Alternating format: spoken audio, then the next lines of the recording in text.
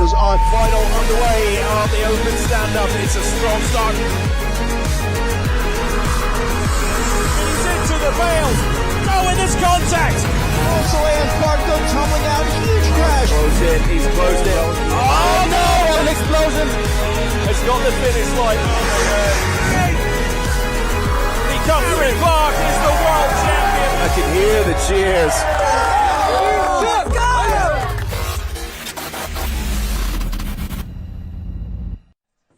Hello everyone, welcome to Park City, Utah, round number 4 of the World Downhill Skateboarding Championships, and we are ready to go with the action in Finley, and Adam Westphal in the commentary box here at the Utah Olympic Park.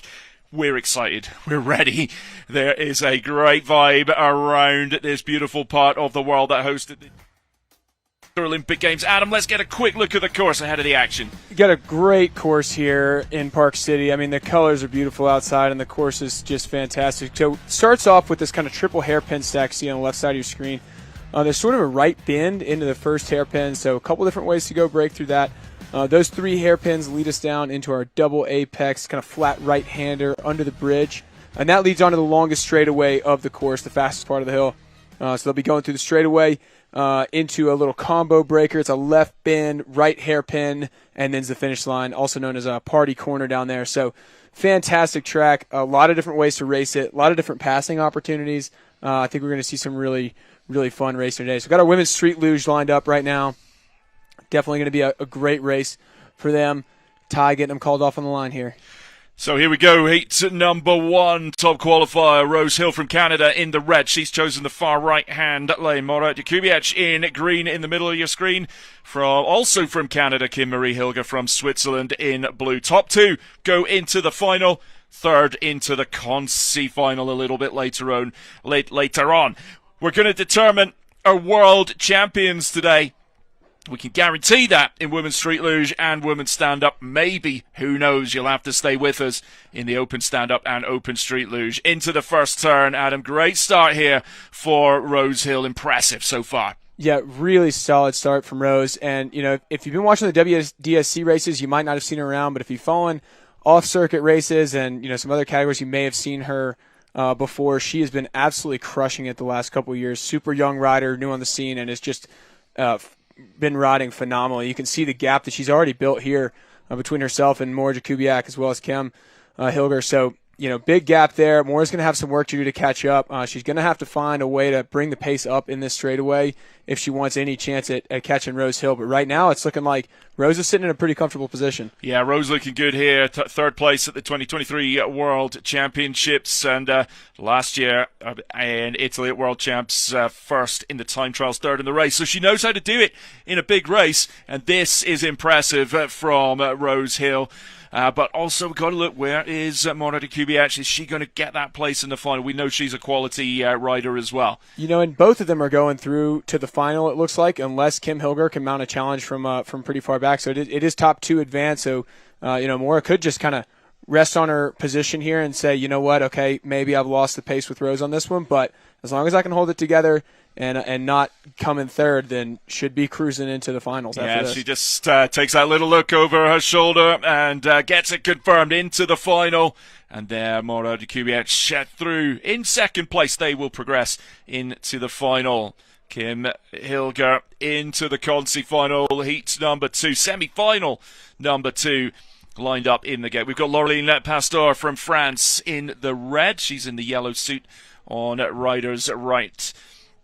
Samantha Martsteller from USA in green in the middle of the screen, and Sabrina Riffenberg, also from the USA, in blue. So Rose Hill and Mora Jakubiec are waiting to see who they are going to race in the final. There was a crash in the final corner from Kim Hilger. Let's hope she's okay. But round semi-final 2 underway. Nice start there in the middle of the screen, and from Martsteller. Yeah, great start from her. Definitely has built herself well coming into this first position, and it looks like it's going to be Riffenberg and Laureline duking it out for second place. They're going to be rolling side by side in this, and it looks like Laureline's going to just eke out coming into that second place spot. It's exactly where she wants to be. Much more comfortable than trying to play from behind in third. Laureline going ahead and finding her way around. Is she going to be able to get around into that first place spot, take the heat off herself, Looks like maybe not quite yet. Slot back into second here. But, boy, she is pressuring Marsteller right now. Absolutely looking for a way around. She does not want to be in second. She wants to find the way into that first-place spot. Yeah, I think coming into this turn, is she going to make the pass? She's going to dive on the inside. Perhaps she's not quite close enough. Oh, here she goes. She's able to really crank that board right. That is a textbook pass in the third hairpin. Beautiful, beautiful pass from Loreline Pastor there. That was absolutely, as you said, textbook. So hoping she can pull away. And we got Riffenberg with a little bit of speed there. Wobble from Marsteller. Riffenberg cuts the inside, says, thank you very much. I'll take that position. Leaning way over on it. Riffenberg feeling comfortable now with a little bit of speed. If she can hold off Marsteller here, then she'll be cruising into the finals. Look like Loreline going to run away from the front, so no problems there. But Marsteller definitely not looking to relax. She's going to try to pull that position back. Drafting, trying to reel her in from way back.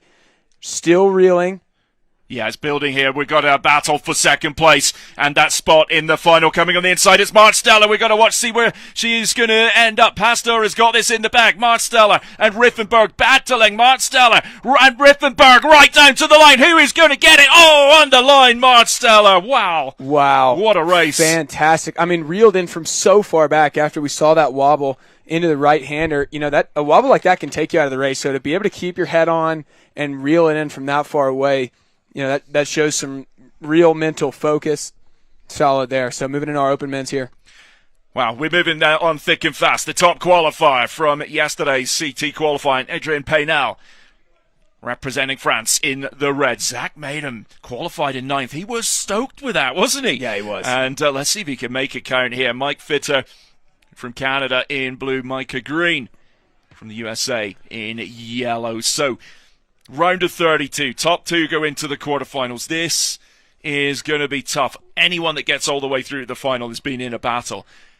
Pressure on Frenchie in the red here. Absolutely. You know, I mean, he's the target's on his back after such an incredible season so far. Everybody's looking out for him. And we got 3 really experienced, you know, veteran racers that he's up against right now. So this should be a good one. For Frenchie, it's about staying safe. We know he's got the raw pace. He's the fastest man on this mountain.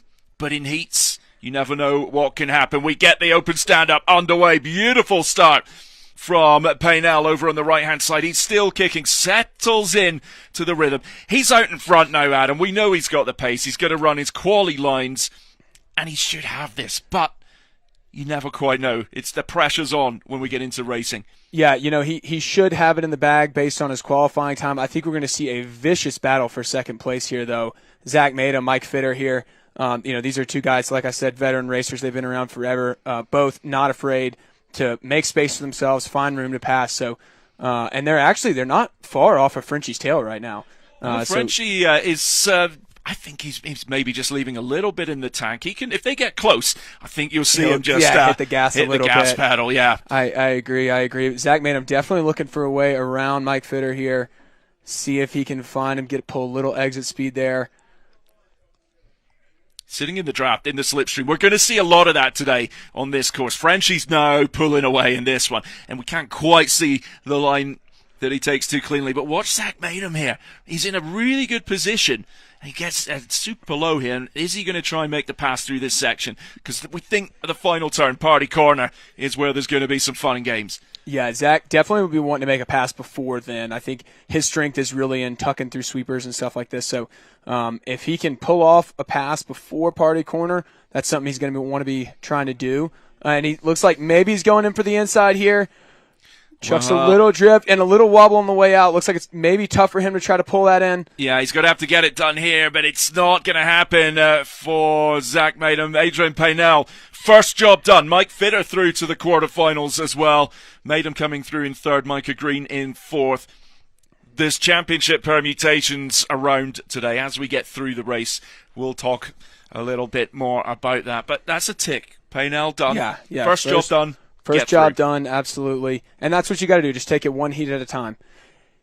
Let's get a little replay of them coming through that last corner. So this is, here. I think, the women's street luge. I think we're taking a look back at here. Let's see. It looks like it may just be paused for a moment on our screen. No. Go ahead and cut back to. Never mind. We'll open move riders on. Dropping in here.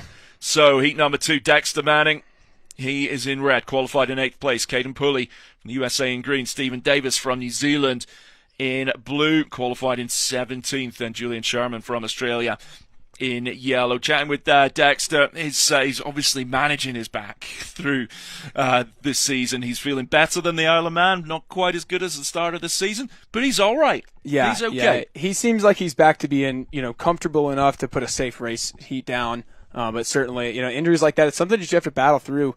A long season like this, these guys have been racing for months on end, not to mention the training and the preseason. So it's a lot. It's a huge toll on the body. You got to take care of it. And, Dex has definitely felt some of the pains of that, but he's coming back around now. It was such an intense start to the season as well, with 3 rounds in 4 weeks. Yeah, back to back. As well as some of the other races that the guys were doing around Europe at the time, and just so much riding because the weather was amazing. It was just beautiful to get out in that sort of June, July. We're just changing batteries on one of the drones, and we get underway again with the second heat. Now, you make Manning the favourite here, but we've been impressed with everyone here. Stephen Davis running well yesterday. Yeah, absolutely, and Caden Pulley as well, Yeah. Great rider. So it's definitely going to be a battle. Absolutely, these guys could all be racing really close to each other. So there is just a little bit of technical tweaking going on. It won't be too long till we get underway. The guys are getting the shout now, and here we go with heat number 2. Manning in the red leg sleeve. Pulley in the green, Davis in blue, Sherman in yellow.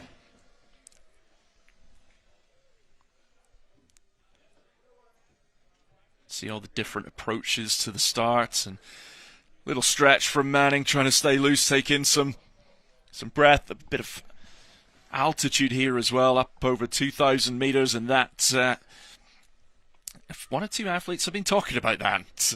You do feel it, certainly walking around, and throughout the course of the day it does take its toll. But here we go, under the command of Ty.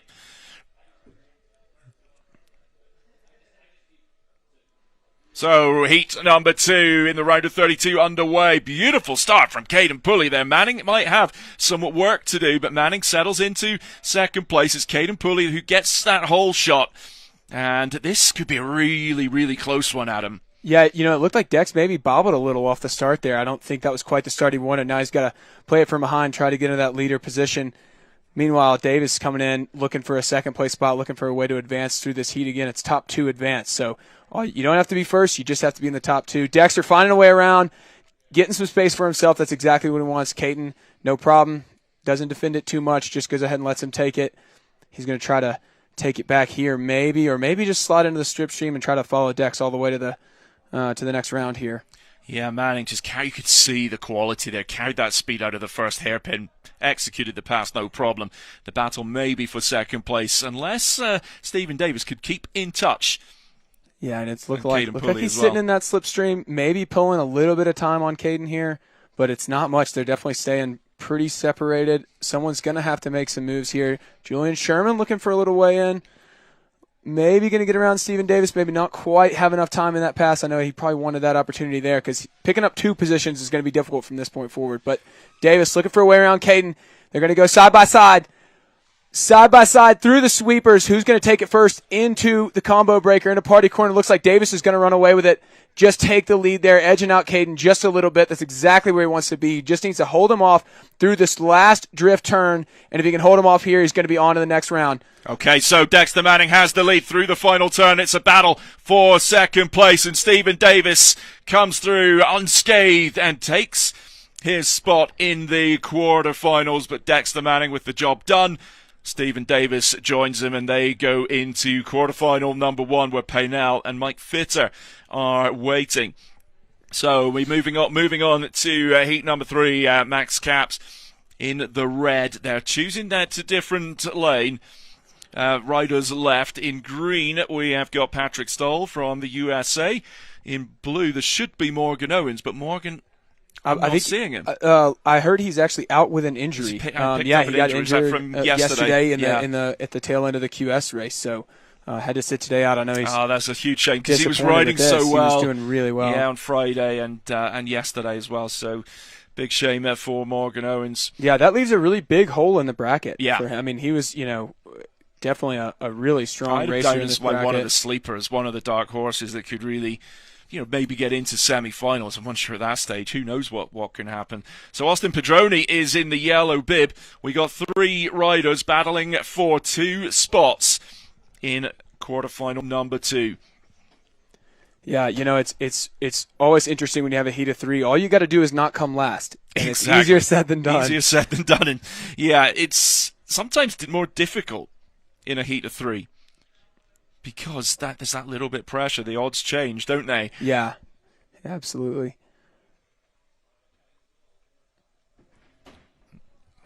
Well, drones in the air. Just waiting. Get this one underway.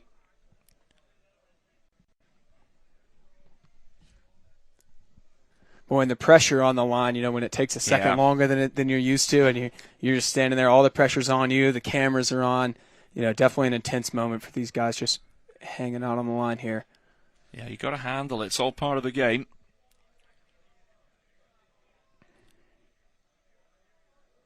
I'm just trying to listen in, see if we can pick up some little insight for you folks. The start line's not too far away from our position here at the top. We're right by the start of the luge track, the ice luge track. Give it a few months and that'll be a lot of fun.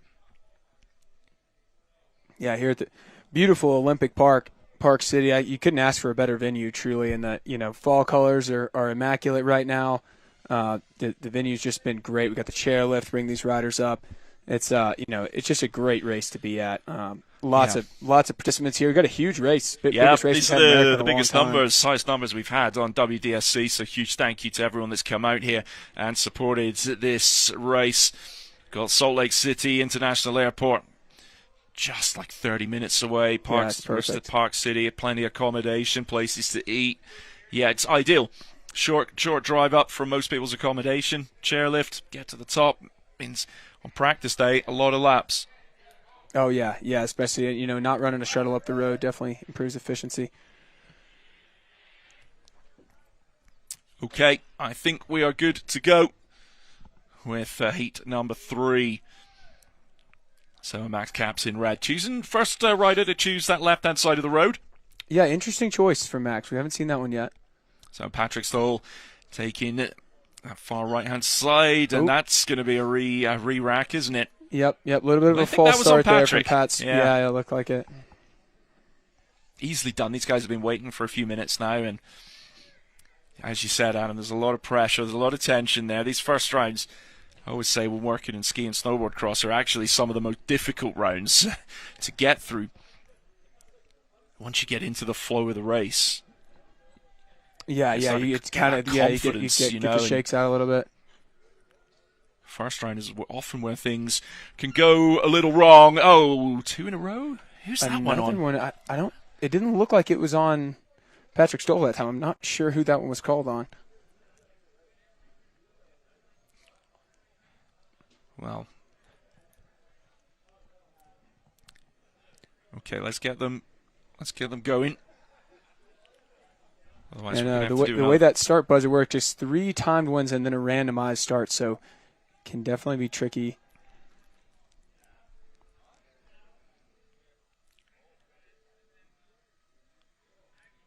So 3rd time of asking, and everyone's just looking a little nervous there. Let's wait. Let's get this going.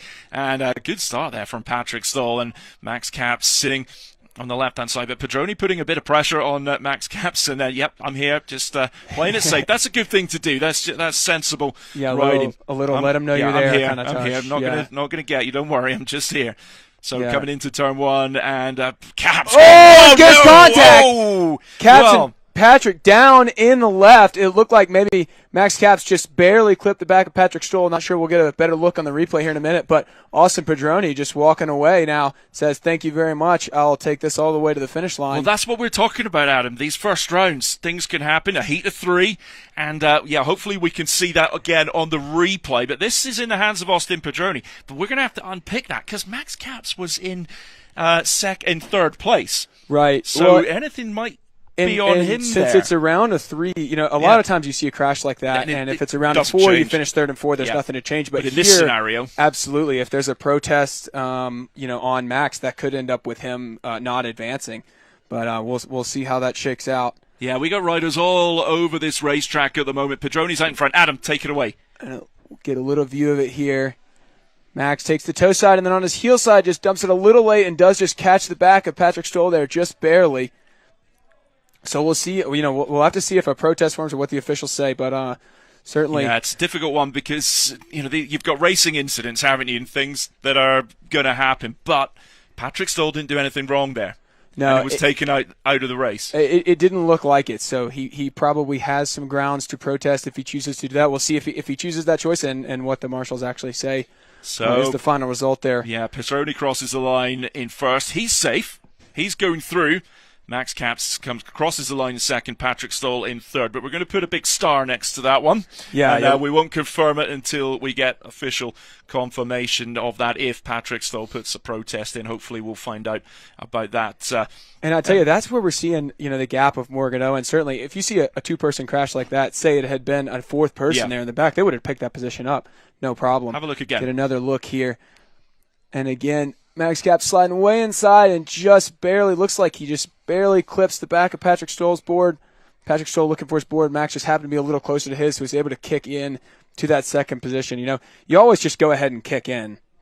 And then you let the marshals figure out later if there's any kind of... It looked like Patrick was on the correct racing line as well. He hadn't deviated from a line or gone into... He was kind of on the line you would expect the race leader at that stage to be on. So yeah, and Max kind of took an interesting line there. He hit that right-hand slide, but the right-hand slide for him kind of pulled him over to the left. Some people let it pull him to the right so they can set up, turn around, and then dive in for the left and use that hookup as their turn-in point, whereas his kind of pulled him to the left there and then had to shed a little more speed with that left-hand drift and looked like just didn't quite get enough braking done in time to avoid Pat Stoll.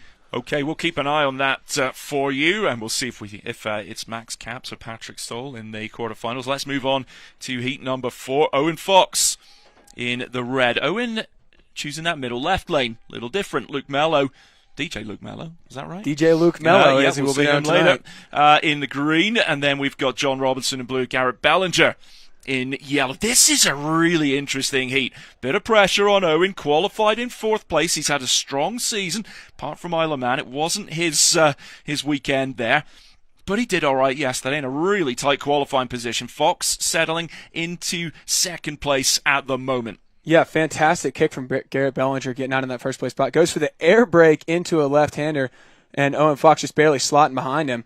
I know that probably wasn't what Owen was expecting there, but able to finesse through it. This is great work from him avoiding some contact there. And not a lot of folks hitting that air brake to drift line, so good work from Owen to avoid that.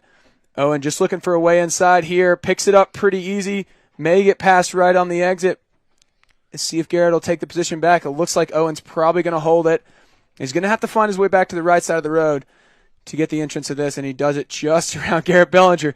Goodness, They are so tight through that turn. So Garrett is really mixing it up here. Really impressive racing from Bellinger, but this is the tightest one. And Owen himself was saying this morning, nobody's getting away here. And that is the case in this section. Let's see if Fox can really commit, but we got 1, 2, 3, 4 under the bobsleigh bridge, and Garrett Bellinger finds his way beautiful. through. And it looks like John Robinson may be looking for a way around as well. Again, looking for that top 2 spot. John Robinson wants to advance, and he says, can I edge out Garrett going side by side through these turns? Good Lord. Garrett Bellinger just giving him no room, giving him no grace here. Well, Fox has the lead of the race approaching party corner, the final turn. Can Bellinger hold on to 2nd place? It would be a superb heat from the American if he can. Oh, John Robinson! Robinson's coming through. We got Luke Mello down, but Fox takes it. John Robinson coming through in 2nd place. I feel for Garrett Bellinger there. He was in the mix. Great racing. Wow, that was a fantastic race. So much passing. And John Robinson just holding on for dear life. Keeps the pressure all the way through, doesn't back off, and finds his way through in the final right. I mean, that's quality racing right there. And I tell you what, we've been seeing better and better racing from John Robinson. Yeah. I think that's a name we're going to start seeing around more often. Yeah, good work there from John Robinson. Qualified in 21st place. But Owen Fox, I think that's going to actually serve him really well. to have to be in a battle in the early round. That's going to sharpen everything. Yeah, sometimes, wake everything up. Absolutely. Sometimes that can put your headspace just where you want it. Instead of cruising through, you get sharpens you. You get a little focused. You start to see some passing opportunities maybe you didn't see in practice. Okay, we move on to heat number 5. Harry Clark knows he needs to win. Simple as that. Does. Simple as that. To have any chance at all of winning the title. He's in red. Oscar Gutierrez in green. Kyle Nelson in blue. Chase Hiller in yellow. And this is going to be really interesting watching Chase Hiller on this course. And it's a superb start. Beautiful work from Clark. We know he's got one of the best kicks in the business. And he's in top spot here. He was in a bit of a blender at the start of the season, wasn't he? But I think he's out of that. He's a little bit more chilled. He's had some time off. And in the lead into turn number 1. Chase Hiller with a beautiful pass on the inside. Oh, and he looks like he's waving someone off. So maybe he made a little contact and is throwing out a little apology or something there. I'm not really sure what that is. We'll have to maybe catch a replay or see what's going on there. But for now, sitting in a clean second with Oscar Gutierrez hot on his tail. And Chase Hiller just, I heard he was dealing with a little hamstring issue too. So I know, pushing into any kind of position was probably good for him. He was, I think, a little worried that he wouldn't even be able to be in the mix off the kick. So the fact that he is, I'm sure he'll be pleased with as long as there wasn't any contact. So let's see if Harry Clark can build a bit of an advantage here. But Gutierrez, we know he's a quality rider going side by side with Chase Hiller through the tunnel. Gutierrez takes the spot from Hiller. Hiller straight back into the slipstream on this double apex turn. And he gets that line. And Chase Hiller and Gutierrez. Oh, Gutierrez holding him off. Harry Clark is off down the road, and that was great commitment from Gutierrez. Beautiful pass by Gutierrez. You saw him just give a little clap with the pucks there, said, hey, I'm here, I'm right next to you, and then finds his way through in the bridge right. That was an excellent pass, and now he's just got to hold it to the end. Now, Harry Clark obviously running away in the front, so the battle really is for second here. Both hitting a little Roman candle there. Chase finds his way on the inside. Unbelievable. Gutierrez going side by side, and there's contact. Unbelievable. It looks like Chase is going to take it and just slot into that second place position.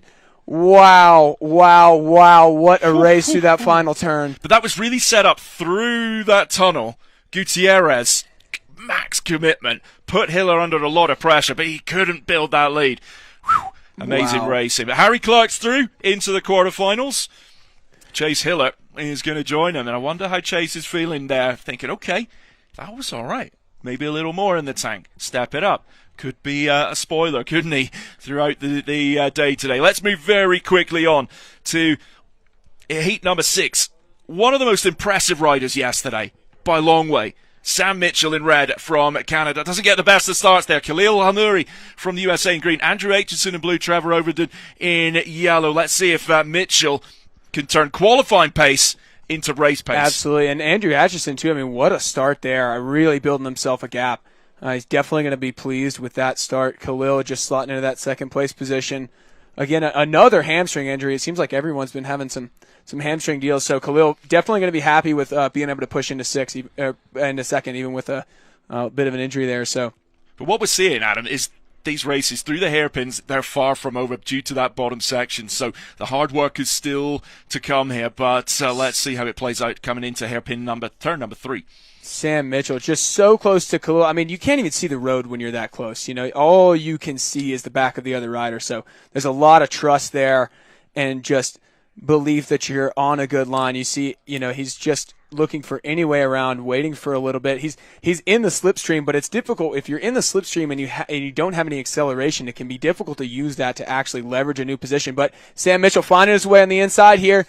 Looks like he's just going to pull it off and just barely edge out Khalil for a lead into the straightaway. Let's see if he can hold it. That was where Sam Mitchell was super fast yesterday. It was where those times were coming from, and Khalil is trying to take that spot back. And Aitchison at the front of the race might just have to watch here because these two men are closing in on him through this section. I don't think this is done yet for the top places. Aitchison's got just enough of a lead at the moment. Khalil in second. It's now or never for Sam Mitchell. He's getting pushed wide and wide. Maybe a little bit of experience from Khalil there, but there could be a sprint for the line. But Aitchison is going to take it.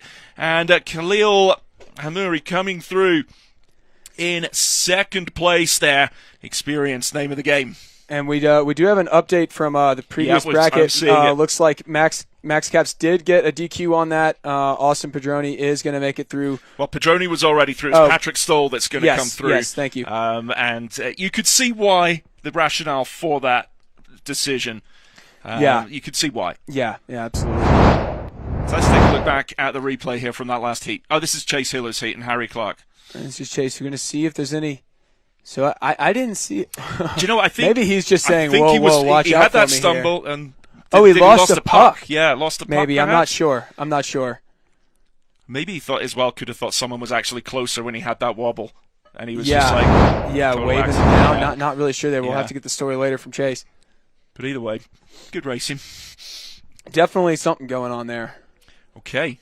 We're on to heat number 7. Lucas Schultz, another real standout yesterday in qualifying, coming through in 7th place. Simon Snethen from the USA in green. Tim Dell, he could really mix it up in this one, couldn't he? In that blue. Yeah, and talk then about Trevor, Norman Plant. Yeah, absolutely. Tim Dell as a 3rd seed. Talk about a dark horse 3rd seed. I mean, it's ton of racing experience on this guy. Phenomenal rider. Definitely has a shot to put it down here. It's a little like Sam Mitchell. Lucas Schultz qualified well, but now he's got to make it count. But these are 2 very open heats, I would say. Beautiful start there from Snelthen. Yeah, Simon Snethen there. He's super strong rider. He's been putting in a lot of time running lately. I'm not surprised that that's translating to his kick as well here. I know he's been putting a lot of time in, just clocking miles running. So Tim Dell slotting in that 2nd place position. Gets a big pindy off there. Lucas looking for a way on the inside of Tim, and he's just going to edge him out. Lucas barely picking up the 2nd position. I mean, he hasn't even hardly made a clean pass. Tim Dell decides to give it to him there, so they're not going too wide into this turn. Maybe overbreaks a little bit, almost gives up 2 positions when he meant to give up 1. He'll try to find it in the straightaway. Tim Dell, straightaway king, really, really strong in the straight, so he's probably fine losing a little bit of a position here in the corners. He knows that he can truck the straightaway and try to pick it back up. Yeah, you've got time on this course. If you just stay in touch through the hairpins, it's really from here on out that you've got to be thinking, planning your approach all the way down through these sweeping turns on the bottom section into the final hairpin at the last turn, where we've already seen a little bit of action. This race is starting to spread a little through the double apex bridge turn. And this is where Tim Dell is just going to try to put the motor on. I mean, he's, diesel engine on this guy. He's going to try to just lock in at tuck and see if he can just out race him just in a straight line. He's reeling him in, really picking up some time, looking for a way around the outside. Looks like he's probably going to get it here. Just edge him out on the inside. Here, yeah. Beautiful work. Gets the double. Oh my gosh, and just edged out a little bit. In the bails. Doesn't quite make it through. Just barely got around trying to go for 2, and it looks like Lucas is going to pick up the number 1 spot. Wow, Lucas Schultz takes it. Simon Snethen coming through in 2nd place. And Tim Dell is in the bails. Norman Plant coming through. He almost had it. He just didn't quite have enough room to do what he was trying to do there. He tried to get the double pass. And I think what happened is he had too much speed to just pass Lucas. He didn't have a way to shed it off. Had to hit the drift and overskidded it a little bit. Good to see him back on his feet. He's hopefully okay after that one. And that was, he's going in to have a little protest here. But maybe there was a little contact there. We didn't see it on the screen. If we see it on a replay at some point, we'll talk you through it. But he's having a word, putting a protest in there, I'm sure. Let's move on to heat number 8. This is really tasty. Nick Broms, he was super chilled this morning. On it in qualifying yesterday. 2nd place. Madariaga in green. AJ Daniels and Kayvon Zemanian also in this one. And look at the push from Broms and Madariaga. Maybe a little more to come from him today, but the top 3 in this one, almost side by side down the opening straight. There's going to be a bit of a fight for position into turn number 1, and Madariaga on the left-hand side of the road might just have the line here. Yeah, excellent start from Madariaga. Nick Broms in a comfortable second, going to slot it in for an easy first. That was textbook work from Nick Broms there. That's an easy pass for him, and it looks like we're going to get a little pass there for Ajay Daniels around Tony Madariaga. Nice pass from Daniels there. Tony going to be looking for a way to get it back. Looks like maybe he's going to catch him on the exit speed, or maybe not quite. I think these two are going to be battling for a while. Looks like Nick's got some speed. He may be running away, but the battle for second is going to be a vicious one here. Antonio Madariaga still hunting. And Tony Madariaga looks so strong through this bridge right. I do wonder if he's going to be able to pull some speed there on Daniels. What's interesting, Brahms is not getting away here. Daniels is putting down a serious race here. As you say, let's watch Tony in the green suit and green leg sleeve through this section. Very, very clean.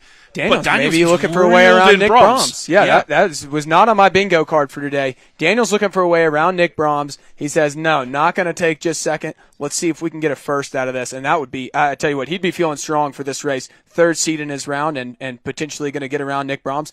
Even air braking to just stay behind him a little bit, says maybe this isn't quite the right time. I'll give it another second. But he still wants to find a way through there.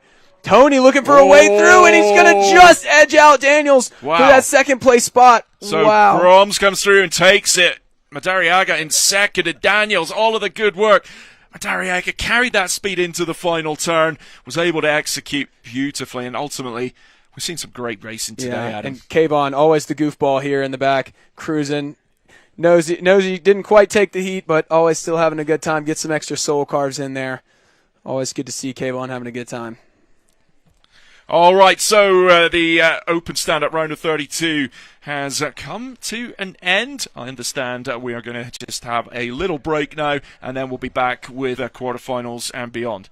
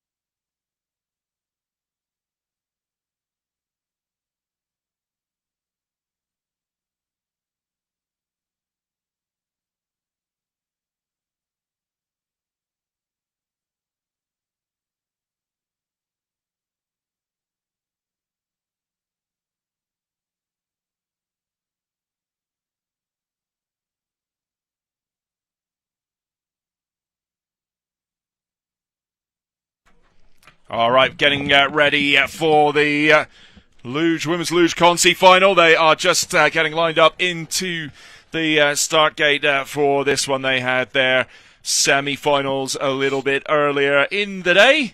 And great to have women's street luge category back here. A lot of representation from Canada, USA, Switzerland. Two riders in this one, Sabrina Riffenberg out of the USA and Kim Hilger from Switzerland. There, Hilger in the green, Riffenberg in the red. This is for 5th place in today's race, and then the final I don't think is going to come up next. I think that will be a little bit later on, but we shall wait and see. And that will feature 4 riders, the top 2 from the semi-finals. We're going to work our way through various quarterfinals as well over the next 20 minutes or so, building all the way throughout the day, hoping the rain holds off. We did see a little bit of rain yesterday afternoon.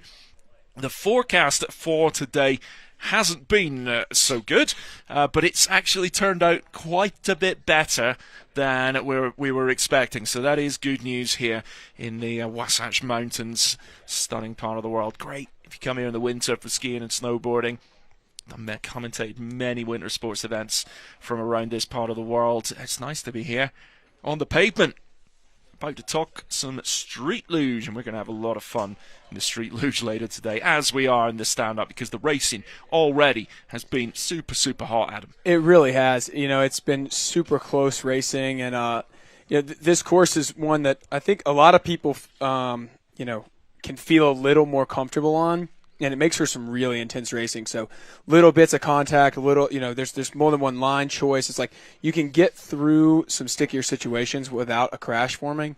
So it's making for just really, really tight racing. It's been a phenomenal one to watch today. So still waiting on the okay for Ruffenberg and Hilger to get started.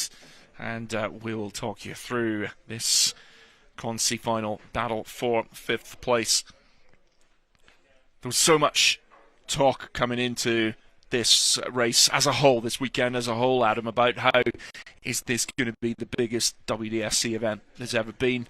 Yeah, I think it has been. Yes. No question about it. The level of talent across all of the categories that have come to represent here in Park City, the Park City Downhill, has been immense. We're only at the early stages of today. All the good stuff is still to come. Whilst we're just waiting, got to give a big shout out to Justin Rollo and his crew for all of the work that they've been doing, and of course all the guys on the production side as well who work in some seriously long hours.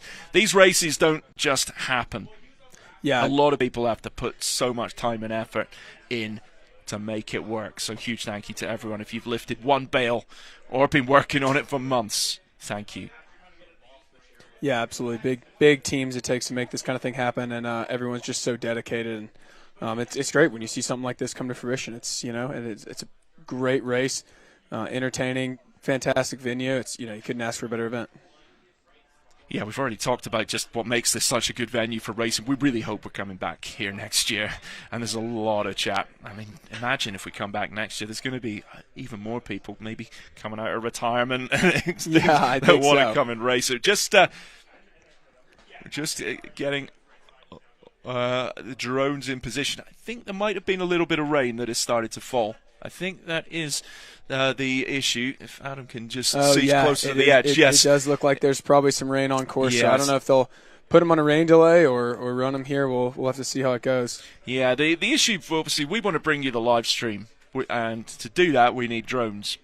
But what we can't do is fly drones in really heavy rain, and that is a problem. So, other thing today, if there's lightning in the area, if it's 7 miles away, the chairlift has to close. We can keep racing.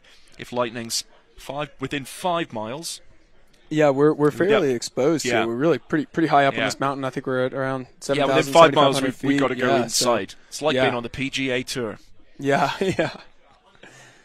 In some ways, yeah. So just holding them on the line at the moment to see if the rain is going to stop, and hopefully it does. I've got the smell of fresh rain on pavement. You know that smell? Yeah, it's one of the most pleasant smells until it's race day. Yes, we don't want to do that. It's an outdoor sport.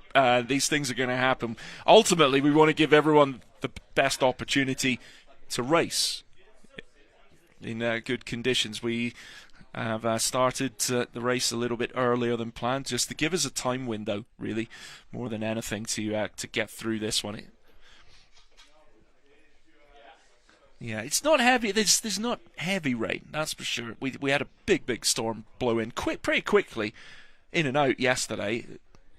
But once it does start to rain, once you have those moments, it can be challenging. We did have a 10-minute break yesterday due to the rain, and that worked to let the track dry out a fraction, and I think that is what we're doing here. Okay, drones are getting up in the air, folks. They're happy to fly. We're going to crack on with the racing. But, Adam, we've got the big category done. That round of 32 is often the most challenging one to get through. So that's out of the way, and now we can work our way through these categories. Hopefully, looking at you, clouds. Keep away. No more rain, please. Yeah, I tell you, this is going to make for an interesting heat here because they're definitely racing on a half wet course, which is really challenging to do. Super dry, but they're talented. They got the skills. They do. They got the skills. Absolutely. But the big challenge, though, is not knowing where those wet patches are. Exactly. Exactly. Because certainly right now under that bridge is going to be dry. So, if you're a little loose through there, you get a little sideways on the board, and then it grips up. It could be tricky. So here we go. Riffenberg with the best of the starts here in the Women's Street Luge concy final. Hilger dropping in to second place. The concy final brings with it, if you win it, 59 points. So that is what is up for grabs here. Riffenberg still with the best of the starts. We do appear to have just lost a drone at the moment, so we'll stay on this camera as long as we can. When we lose one drone, we'll try and sit on a high drone for as long as possible, just so you can see the action. Drones can be a bit fiddly sometimes, but Adam, Riffenberg building a big lead here. Yeah, she is building a huge lead here, and you can see them breaking a little earlier than they normally would. The pavement's definitely wet. I'm sure they're feeling that right now. So just shedding off a little extra speed, make sure they can get through clean. The name of the game for Sabrina Sparkles Riffenberg right now is going to be just not crashing. She's clearly got a comfortable lead here. If she can just hold it to the bottom, then it'll be a clean fifth place for her. But she needs to do that, so she can't take any risks, can't hit any hay bales. All right, so far looking pretty comfortable. Like I said, you can see her just not quite tucking as tight as she would if it were full dry course. I don't even think they had time to switch into rain tires, so they are probably in full slick wheels right now, which can be super challenging in the wet. So you can see her breaking through this turn, making sure she's got plenty of room there, so there's going to be no issues on her exit of that. So comfortable line from her through that, even breaking for some straightaways here. Yeah, maybe just breaking a little bit earlier than she would do normally. Just there's uncertainty, isn't there? There's so much. What the road is, is like. When you don't know when those wheels are going to break loose, I mean, they could break loose fast. When there's no groove for any water, and especially sometimes when the rain just starts, it's when it's actually slickest. It's worse. Yeah, you get that little layer on top of the pavement, and with the heavy rain, you can kind of read, and it almost can slows you down because of that standing water. You can kind of predict it a little bit, but I think it's actually worse at the bottom of the hill. Just looking at the pavement there, I mean, that's just our eyes here in the commentary position. Either way, Riffenberg has handled it well and comes through and takes fifth place, winning the concy final. Kim Hilger will take sixth. Job done for Riffenberg. Good racing. Yeah, nice work, and that's what it takes. You got to make sure you get down clean, and when you're riding in mixed conditions like that, you got to by hook or by crook, you got to make it down. So we are just having a look. Who is waiting in the gate there? Are we going to move on to the Luge final? Yeah, women's Luge final. So the conversations going on at the moment are about kind of what you were saying, Adam. Do we race it in our normal wheels, or do we go into rain wheels or not? So there's a few chats going on right now.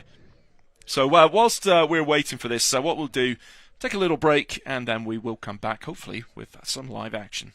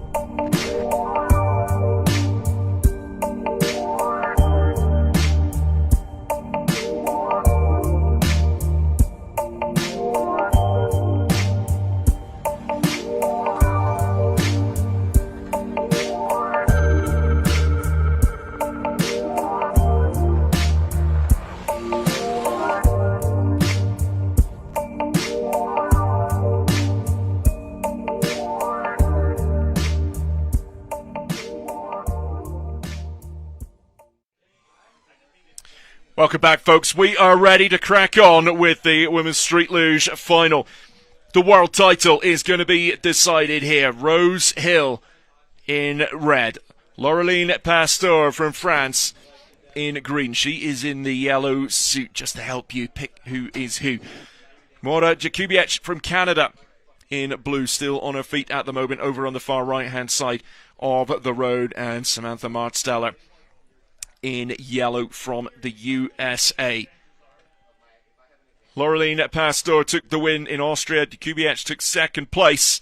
So the title up for grabs here. Who is going to take it? We are underway. Nice start there from Rose Hill in the red. But everyone actually, Adam, getting away pretty cleanly. But it's Rose Hill that's got the whole shot and the advantage. But now you got to watch Jakubiec in blue. Pasteur not quite in the position she wants to be in, but this is where she can build that speed and try and dive through the middle. Yeah, she's got some work to do here. It's going to be interesting to see who takes position in this. Martsteller actually breaking a little earlier, and Laureline nice. Picks up the position. Nice work from her. We're still not sure how dry this pavement is, so it may be that Martsteller was breaking early to feel out the braking, see how the grip is on the track. But Laureline just kind of goes ahead and sends it, and it looks like it's going to pay off for her this time. And she's sitting in a healthy second place with a solid lead for Rose and Laureline Pasteur, Samantha Martsteller, and Mora Jakubiec rounding out third and fourth.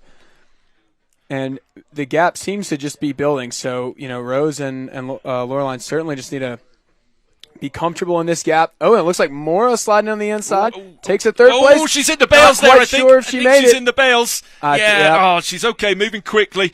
That is a big, big shame for her. But at the front of the race that we're going to chase forwards with the drones, it's Rose Hill and Laureline Pasteur. There is Martsteller working her way down the battle, though, at the front of the race. And the drones, we got some good drone pilots for you here, haven't they? That really shows you the race course. This one's not done yet. Sitting in second place, Pasteur. Rose Hill has the lead. I make it second place would be enough for Pasteur to take the world title. We'll confirm all that for you in a few moments. I think the road is a little slippy through here. It's certainly slippy. It's Pasteur on the inside. There's contact. Oh, Pasteur down on the left. Rose Hill looks like she makes it out clean. Now, Pasteur may have enough of a gap here to push back in and still take this spot.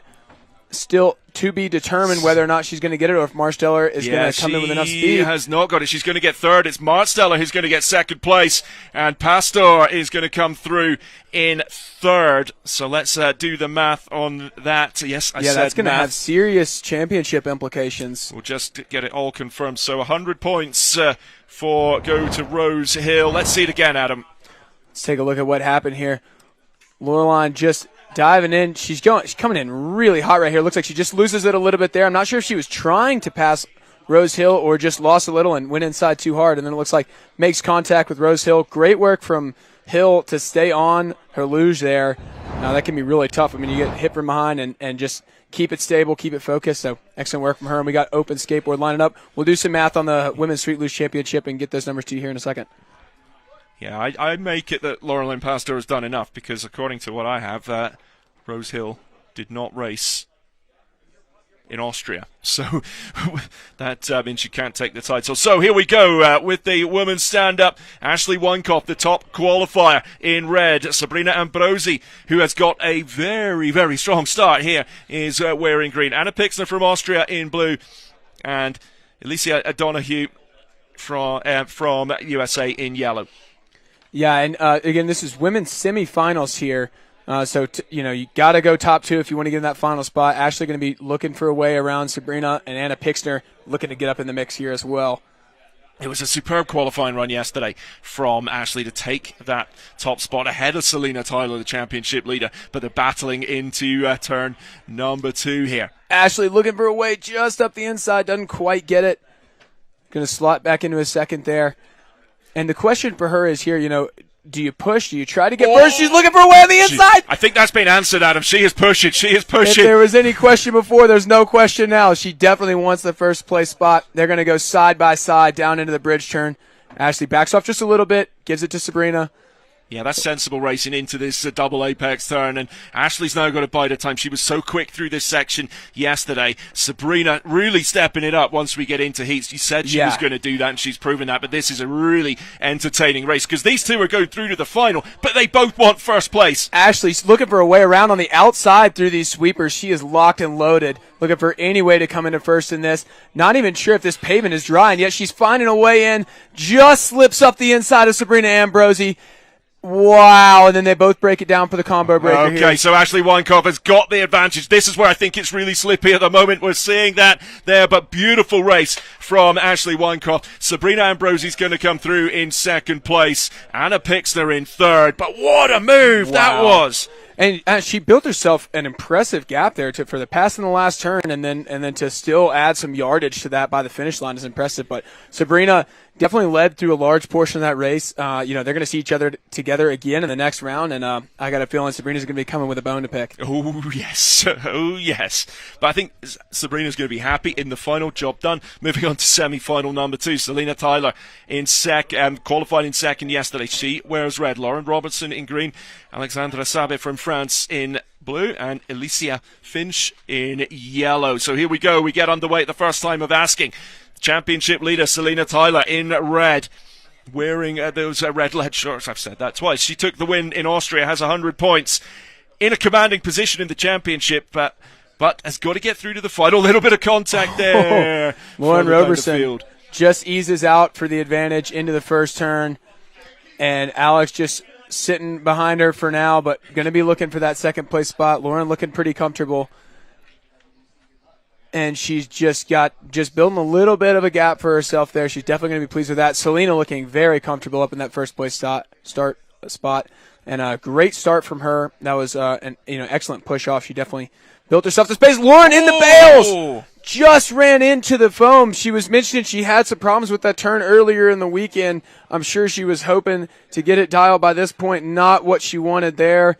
Alex now in a comfortable second place. And if she can just hold that position, then she'll be advancing to the finals.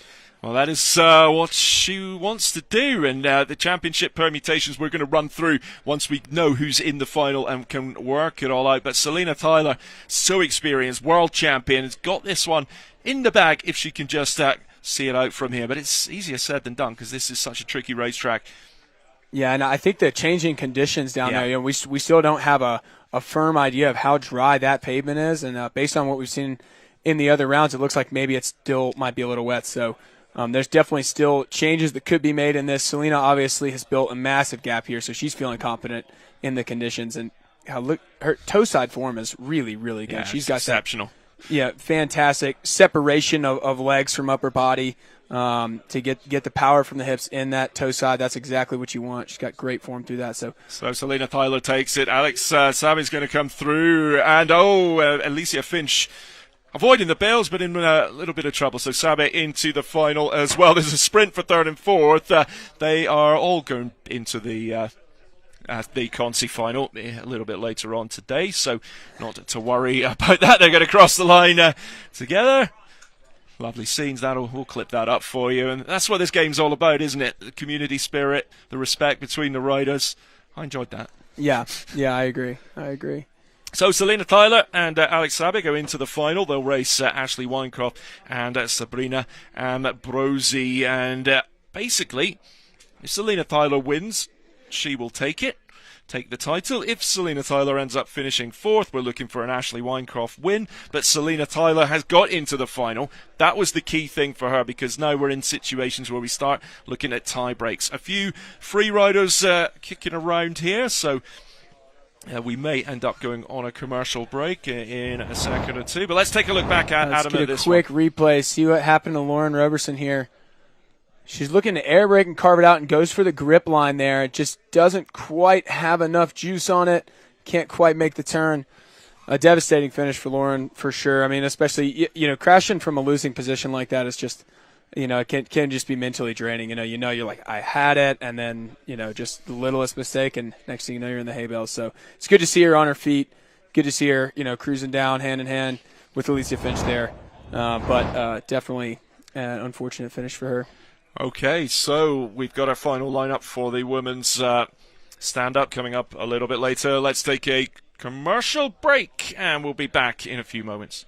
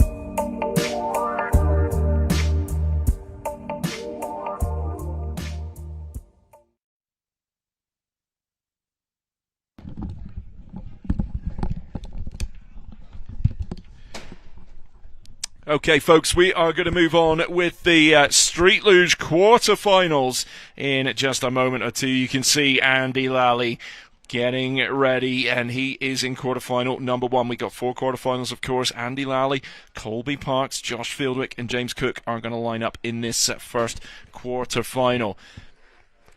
Adam, we looked at the championship permutations. This is best 3 out of 5 for the Street Luge. Andy Lally's first race of the season. He's the quickest rider in qualifying. But looking at the Luge standings, Colby Parks is sitting in second at the moment, hasn't had a win. Ulrich Becker's in the lead, coming off the back of that win in the Isle of Man. Abdelmadzan on 200 points, 2 victories. Very simple. If Abdel wins today, he can't be caught at the top of the championship because it is best 3 out of 5. If somebody else wins, it's going to depend on a few things and depend maybe who will go to El Salvador. For me, it really is advantage Abdelmadzan here, even if he finishes in second place or third. Yeah, it's going to be tough from a points perspective for anyone to catch up there. But, Andy Lally may not be, maybe tougher for him for the points, but he's definitely going to be looking to take the win today. Nothing like winning a championship in your home country. So Andy Lally certainly will be looking to wind up on top today. It is a stacked luge field. We're still looking for the riders. I was hearing maybe the rain was starting to come down again, but I haven't seen it yet. So let's hope. Andy Lally is he's not actually frozen there. It does look like it's a frozen picture. I think he's just stretching.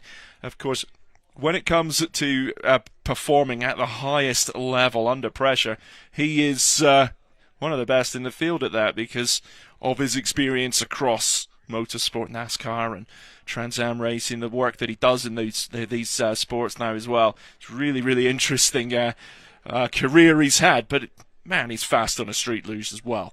Yeah, he really is. It's great to see him getting back into the sport. It's amazing. It seems like he came in and just picked up where he left off. And I'm sure he's doing training back home and stuff. But from the outsider perspective, it looked like he just rocked up and started cleaning up like it was 20 years ago. Yeah, started winning again. Of course, looking back to last year in Roan Mountain, he was one of the favourites going into that, but it didn't quite work out. We had one of the most dramatic races. We'd see Marco Menino taking that victory right on the line, and we'll see Menino in quarterfinal number 3. Only qualified in 10th place. So still getting these riders warmed up. Most of the stand-up guys are back up, so we're going to run through quarterfinals very soon. Let's take a look back to this one. A little bit of a replay here and quite see what took him out there, but get a view of Loreline's crash here behind Rose Hill. And Loreline Pastor just ekes out a little slide there, maybe looking for the inside, but definitely not getting enough braking done there. And when she tries to weight transfer over, just slides out right there into the back of Hill. So not the finish she wanted, no doubt about that.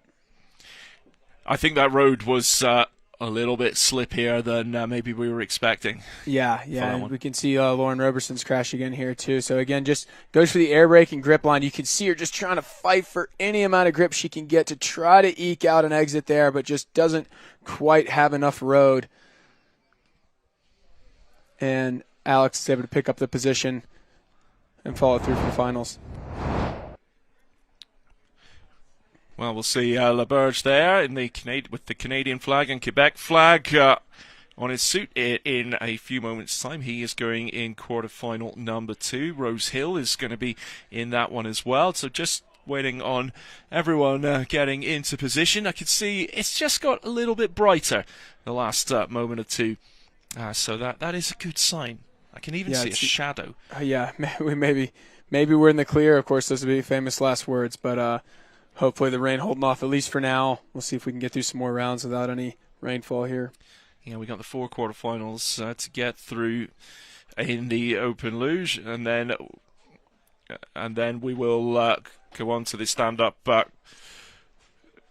quarterfinals as well. Looks like the riders are getting ready. Adam, I'm so excited to see these riders on this course. And where do you think all the action when we see these street luge riders race is going to happen? Yeah, there's so many places down the hill for this action. I mean, everyone's staying so bunched up through the hairpins, and then it's wide open. Just crack open the throttle as you come through the flat right-hander. And then, into that straightaway where they can just put the head down and let it rip. So, there are spots to be grabbed at many, many places on this track. I think it's going to make for excellent racing. So let's take a look at the race course again, Adam. You've already just described it. It's a bit of a free ride. These are some of the riders that were knocked out in the round of 32. So, yeah, look, we can break down this course a little bit. This one, we've been saying combo breaker. For those who don't know what that means, you see how they're braking to the right and then someone's down a little bit there, but there's a little bit of a right bend into that left-hander. So people are braking by sliding right and then do a weight transfer over and start sliding left or even just grip left. But we call that a combo breaker when you brake against the primary direction of the corner. And then you come into this right hairpin here, fairly straightforward, just a classic flat Western-style hairpin. And then the mirror image of that left side hairpin here, simple left drift in, and then that's when it starts to open up, and so you get a little baby straightaway as it comes down into the bridge turn. You can see it down in the bottom right of your screen there. Here it is. So, and this one, a lot of people have been calling this a double apex, right? So you see right there's the first apex, then they come a little wide, and then there's the second apex where they dive in close again, and then just wind out, and then here is where, we call it the straightaway. There are some sweepers through here. So there's a little bit of left to right action, but it's primarily, you're able to stay full tucked. You're not leaning over too much. You're not breaking that tuck position much. So Chase Hiller out front there. Now, of course, this is just a practice heat, but looks like these boys are taking it like it's pretty much a race heat. Seems like they're on full pace here.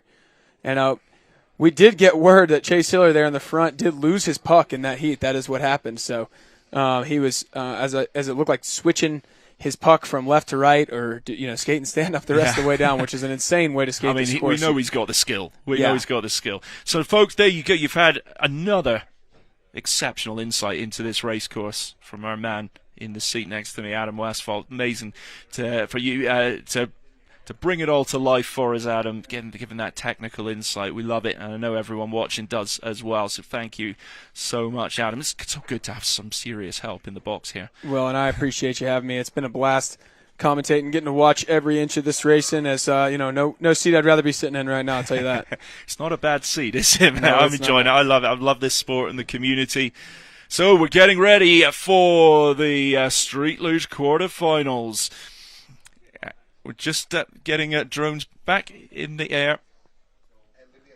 So Andy Lally in red. Top qualifier.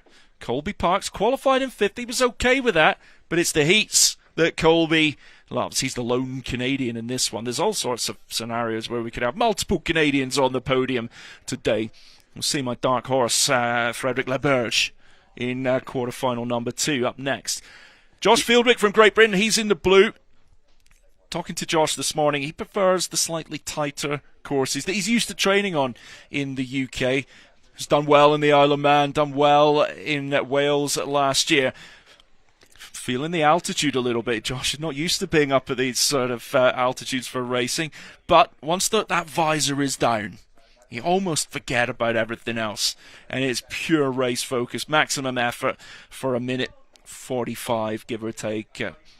James Cook in the yellow from the USA qualified in 16th place. This could be interesting though, because Josh has got a really good start on him, and if he can execute, can make life difficult for Colby Parks, maybe for Andy Lally as well. But here we go. We know Andy Lally is in great shape, and he does get away well. Josh Cook out on James Cook on the left-hand side of the road there, getting away well, and it's Colby Parks on the right-hand side of the screen. Josh Fieldwick in blue in the middle there, and Josh is not really in the best position unless he can find a bit of speed. But it's worked for Andy Lally coming into turn 1, and let's see who breaks earliest. It's Josh Fieldwick. Yeah, James Cook able to take there and almost get an advantage to take out Andy Lally. Colby finding a way through there as well. Picks up the position and maybe able to take Andy too, or maybe just slot right into that second place spot there. Fieldwick looking for a way to still stay in the mix. Wow, Fieldwick maybe breaking just a little early there, because I think he could have tried to outbreak James Cook there. Easy to say in the commentary box, though. You know, it's tough, and going 3 wide like that, Yeah. It's like you don't want to get caught up in something that's going to end your heat, you know, and so maybe he's thinking, I can make some time up at the bottom, but he certainly has some time to make up now. James Cook now the one who's looking to fight his way into that second place spot. Andy in a comfortable third. Colby holding off in second.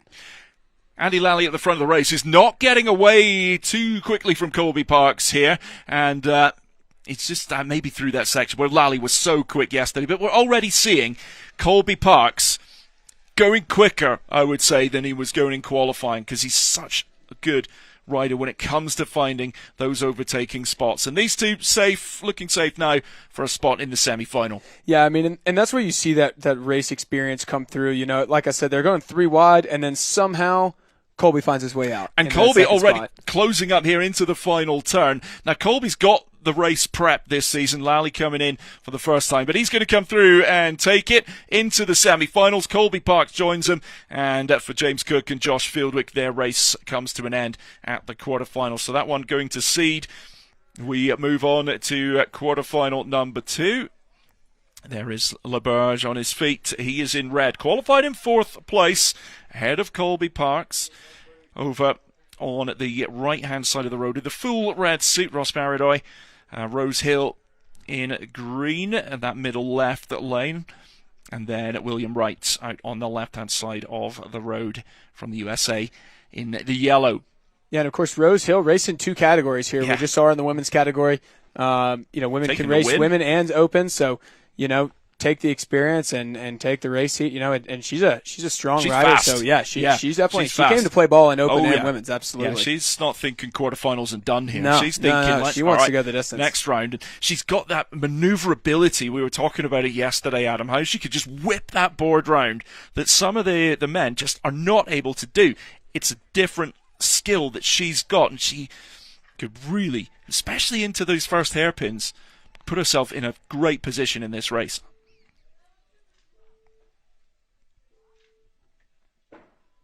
Okay, quarterfinal number 2 underway. Laberge, Hill, Baradoy, and Wright. Top 2, of course, into the semi-finals where Andy Lally and Colby Parks are waiting. Great start from Ross Baradoy and from Rose Hill. They're mixing it up with Laberge. All super, super tight on this opening straightaway. But Baradoy didn't have the best of qualifying yesterday in 9th place and has the lead. Let's see if Laberge tries to make a pass into turn 1. Wow, Rose Hill trying to come up the inside there. Almost doesn't quite get it. Going to sit in a third. She's got the pace coming out the turn, though, absolutely. and she can hide behind Laberge here in second place and stay in touch through this section. Laberge Doesn't go for the pass. They made just a little too far back, but the top three all within reach of each other.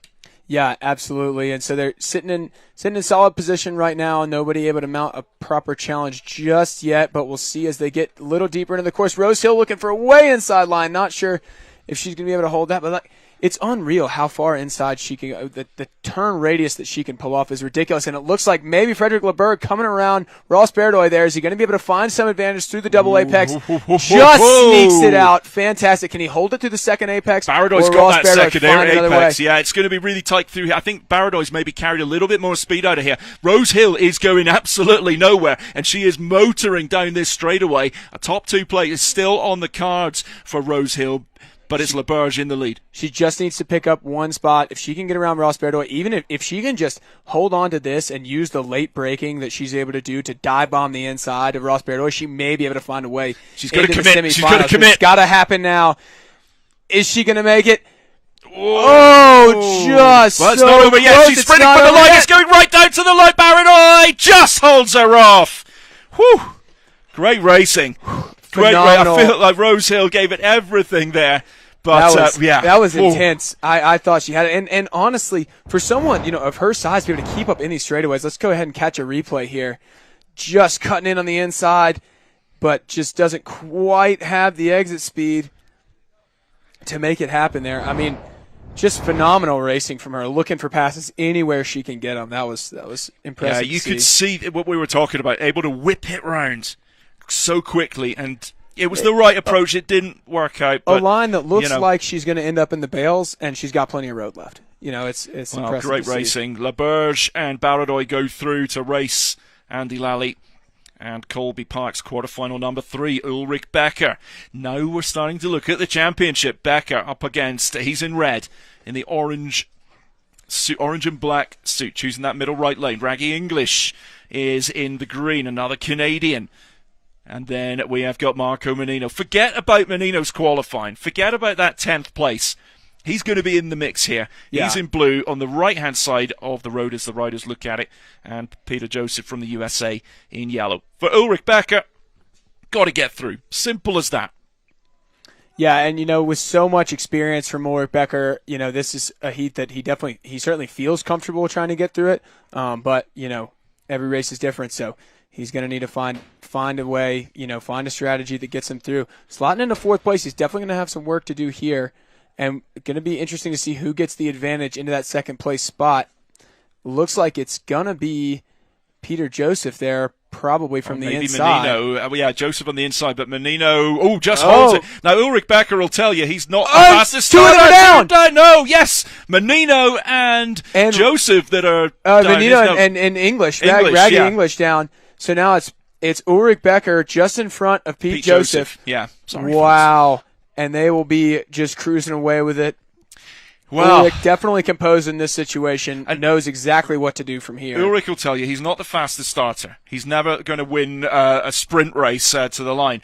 And that actually was his advantage there because of the position he ended up in. Yeah, now he's off and away. It worked out for him. So, and Pete Joseph needs to stay composed as well and just take a clean lap, take a solid, take your quality lap, but even ease off a little bit from that and you should be fine. Ulrich Becker cruising along, motoring, clean first for him as long as he doesn't crash. Should be no problems. Hopefully we can get a replay of that crash too after this heat. I think the guys will be working on that one because that was a big one. Surely. And this is where Becker, he's actually, for me, on the better side of the draw here. Abdel Madzan is coming up in the next heat. And this is where we're looking at Madzan and Becker as the favourites from this bottom half of the draw because the top half of the draw, pretty tough there. And Becker's going to come through, take this one into the semi-finals, and Peter Joseph, we believe there he is, and the others have caught up, but can Joseph hold on? Some serious time on him. Menino is in 3rd place. He's not going to catch Joseph. Joseph's going to take his place in the semi-finals. That's how it works out. Yeah, that's why, you can't back off too much. Let's see what happens here. Menino trying to find his way in there. Dives on the inside, and Raggy just can't quite make his line. Menino decides to follow him straight in. Looked like maybe he just kind of point fixated on Raggy English there, and they just kind of both didn't quite get around on it. Yeah, there was nothing in that one. It was one of those things that happen in racing, and so there's not going to be, I wouldn't think there'd be any protests. There's nothing you could really protest there in that one. You could see Ulrich Becker just going a little sideways, but then was able to react, and maybe that slower start helping him out there. We're getting ready for heat number 4 in the quarterfinal number 4. Abdel Madzan in red, Sabrina Riffenberg there in yellow, and Nick Kamek in green. Laureline Pastor not in the start for this one. So Madzan getting the good start here, exactly what he needs to do, and Kamek sitting in second place. Yeah, so definitely staggered out here. I don't know if Kamek's going to be looking to take that top spot or if he'll just, sit here in second. But currently, Abdil sitting in a pretty comfortable first place position here. All he's got to do is hold on, make sure he doesn't do anything too crazy here. And Nick Kamek, again, kind of taking his run too. We don't have eyes on Sabrina Riffenberg at this moment, but looks like they've built themselves a pretty healthy gap here. Yes, this is where Abdel Madzan, so experienced, multiple world titles to his name, and he wants another one after last year where he went into the bails rather dramatically, and Erzincan wasn't able to race throughout the rest of the season. Coming back this year, looking really strong in the opening 2 rounds, didn't come to the Isle of Man. Wants to wrap the title up here, and he can do it with a good result if he can take the win or finish in second place. We make that enough for Abdel Madzan to take the title, and he's looking very composed, very controlled. He's such a calm guy, and he's enjoying himself here. Into the final turn, Abdel Madzan safely negotiates it, as does Nick Kamek. Yeah, and they will take their spots in the semifinals. Clean run for these two. No drama there. Just once you build that lead, you got to make sure that you stay on that pace enough that you don't get surprised, but also don't overdrive it. You don't want to end up in the bails unexpectedly. So good work from the two of them. Okay, moving on very, very quickly. This is the women's concy final. Ignore the graphic on the screen there. That's from the last round of the Luge. So we should have Lauren Robertson here in the red. Anna Pixner should be in green. That is Anna there. And Alicia Finch from Canada in the blue. So just the 3 riders in the concy final. 5th place up for grabs. And it's a nice start there from Lauren Robertson from the USA here. I'm curious to see what Lauren does here. After you take a run like that and you don't get your line, it's you got to do something different. You can't do the same thing or you're going to be, right back in the same position. So she's got to make a change, and I'm curious to see what it's going to be here. Anna Pixner hunting down from second place. Going to try to make a move at some point, but currently just a little bit off of first place there. She's going to need get a little bit closer before she can make a move. So Lauren goes for the foot brake. Yeah, got to call it out. Got to shout out at the foot brake. Needs some extra braking. Pops the foot down and makes it through clean. She was talking to me before this, and she was considering throwing that down, and I guess went for the grip line instead. But it looks like the foot brake worked out great for her there. Comfortable foot breaker. So. Nice work there. Anna Pixner still looking for a way to kind of get up into this mix, grab that concy win. it's always nice to leave a race with a concy win. It's the race you don't want to be in, but once then when you're in it, you got to go win it. And Anna Pixner's not out of it yet. Lauren Robertson, though, has actually started to just build a little bit of a bigger gap in this one. But Pixner will just try and hold on here for 6th place. It looks like she's too far back to reel in Lauren Robertson now. And Robertson just having a little look over her shoulder, seeing where her nearest challenger is. But nice set riding. 5th place, not to be sniffed at this level in this quality of field. And great to have women's category back on there, the WDSC. She's going to have some fun through here. And then after this one, we are going to go straight on to the women's final, Adam. So we're going to crown a world title or do some serious maths. I'll tell you, I'm excited for that race. So coming across the line to win the concy final, Lauren Robertson from the USA, Anna Pixner from Austria in 2nd place. And we're just waiting for Alicia Finch from Canada to cross the line in 3rd place, so 7th to her. All right, here we go. Women's final. Weinkoff, the top qualifier, with the red leg sleeves. But Selina Tyler in green, world champion last season, winner in Austria. I make it top 3 for Tyler, and the title is hers. We'll wrap that up for you afterwards. Let's enjoy the race. But Ambrosi in blue looked really good in the semifinals, didn't she? She did. And Alex Sabe in yellow. She's got some experience coming back into this level. You never count anyone out. If you get into a final, it's yours for the taking. Yeah, absolutely. And, points aside, there's only a couple of big World Cups with the women's category this year, this being one of them. So you can feel the pressure right now. I mean, all of these women want to win this race. No matter what it means for the points, they absolutely want to win. Selina Tyler, of course, sitting in a good spot in the points, but I'm sure she'd love to come away with the double tap on the win. Ashley looking for a win in her home country. Here we go, women's final about to get underway. We are going to crown a world champion.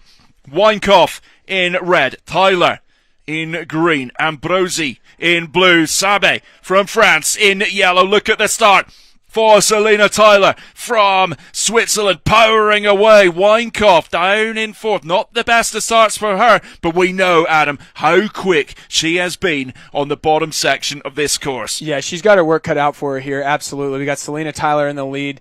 Sabrina Ambrosi going to be looking for a way around quickly. Definitely going to want to sit in that second place spot. She's going to mount an attack as quick as she can. Ashley got some work to do from the back for sure, and Alex as well.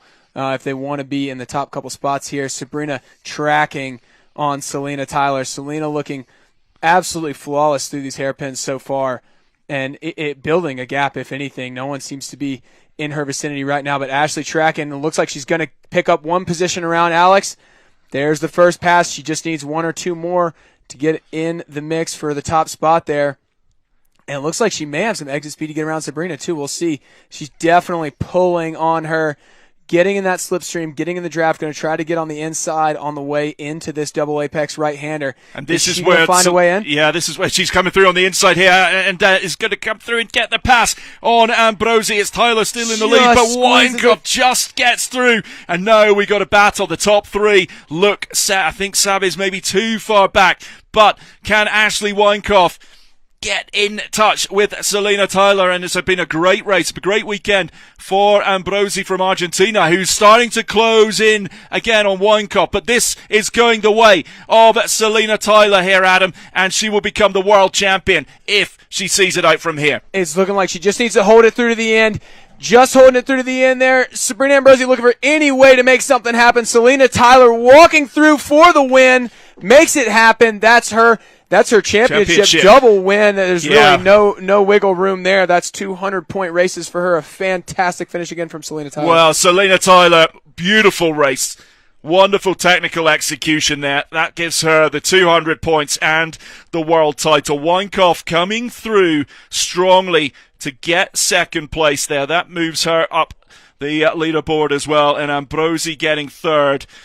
Fantastic performances from both of these riders to get on the podium. We are just lining up with the quarterfinals for the Open Stand-Up. We're doing some maths as well. There's a few riders, sadly, not here or injured, that weren't able to take this one here. But it's going to finish with Selina Tyler on 200 points, Ashley Weinkoff in second place in the standings, and Sabrina Ambrosi, I think, is moving up to third place. Hearing all sorts of commotion. Yeah, so the podium here looking the same as the overall podium for the season, if our provisional points are correct. And let's lock in here for the... It is just provisional. We just have to work it all out as we go. Right, moving on to the stand-up quarterfinals. Paynell in red, Manning in green. Stephen Davis had a good run in the round of 32 in blue. Mike Fitter in yellow. Fitter, Adam, getting a good start. But again, Paynell off and away. Yeah, Paynell with a huge start there. And he's been doing that all season. His kick is fantastic right now. So they've got definitely some work to do to keep up with him. But Mike Fitter in second place. Dex is definitely going to be looking for a way around that situation. Want to get in that second spot, get into the next round. And it looks like he's going to pick it up right here. Maybe not quite enough. Thought he could just have enough on the inside there, but settles for sitting in this third place position for now, right up on Mike Fitter. any way he can get around. Dex is in a good position here, though. He's not panicking at this stage, coming into this hairpin. But Paynell, again, in that commanding spot like he's done all season long. Yeah, absolutely. And, I mean, Dex is so very much in touch with this race still, just looking for any way around Mike Fitter if he could just squeeze by. Mike Fitter playing excellent defense here. It seems like he can just feel where Dexter is behind him without even being there, and it looks like we're just losing our drone here for a minute. Okay, so it is still Paynell in the lead at the moment through that double apex. Has Dexter Manning got into second place. Paynell is off and away, but there's a real battle for second place here. 3 riders still in the mix for this one. Apologies, folks, we're on as high as we can, so we'll just have to talk you through it and get the... zoom in with our own eyes to this one. Apologies, folks, but we'll bring you the result as we get it. We'll jump onto the finish camera as soon as we can. Drones can be a little temperamental. Paynell coming through. Mike Fitter still in second place. What a race it's been from him. Here comes Dex Manning. Is he going to get him on the line? Yes, he gets him on the line. Wow, Mike Fitter. So close to spoiling a few people's day there. Wow. But what a race from him. But Manning, experience pays off. Yeah, let's see if we can get a replay of that final there. And Dex just barely grabbing enough speed out of the exit of that Just turn enough. to get around Mike Fitter. Unbelievable pass he was able to pull off there right at the end. When the pressure's on, you got to lock in. And that's what Dexter did here in that heat. All right, moving on to quarterfinal 2. We'll just check the drones and maybe need a battery change or whatever. But I'll run you through the lineup now. Owen Fox in red, qualified in 4th place. Didn't get a great start in his round of 32, but he worked his way through. Nice riding. Austin Pedroni in green. Patrick Stoll, who was taken out in the first corner. It was the first corner, wasn't it, in the round of 32. He gets the reprieve after the protest. So Patrick Stoll in blue and John Robertson from the USA in the yellow. So this is quarterfinal 2. Paynell and Manning are already through, and already if Fox gets through, you're going to have Paynell, Manning, Fox in the semi-final.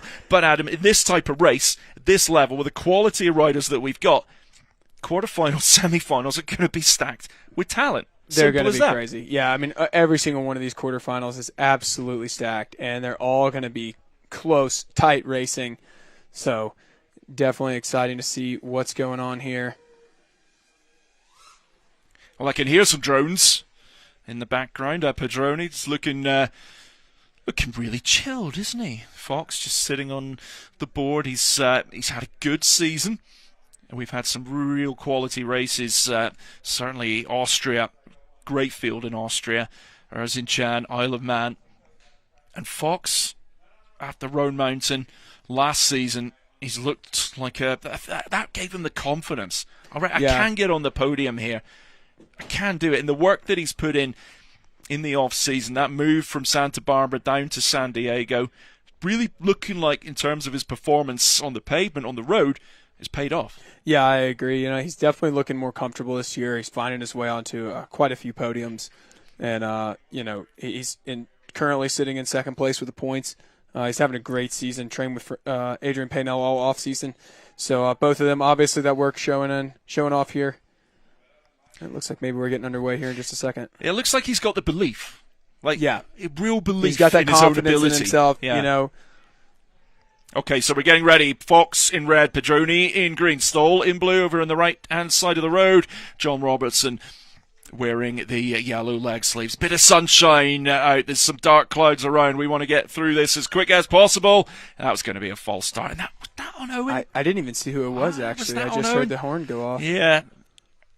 I think it might have been. That's just my eye. I've not got anything, obviously, to tell me otherwise, but it looked like it was Owen. Doesn't matter. We're going to re-rack them. Yeah, they'll rack it back up again and see what we can do here. It's not a problem as long as you don't do it twice in a row.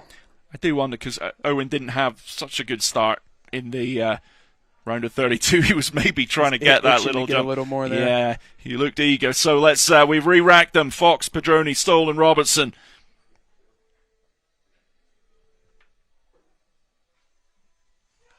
get away at the second time of asking, and Owen Fox with a much better start. He doesn't want to have to work his way through a heat, and he's going to slot in to top spot. Patrick Stoll in second, John Robertson side by side with him, and Austin Pedroni at the back of the pack right now. Early stages, of course, though. But Fox is where he wants to be, and that is out in front.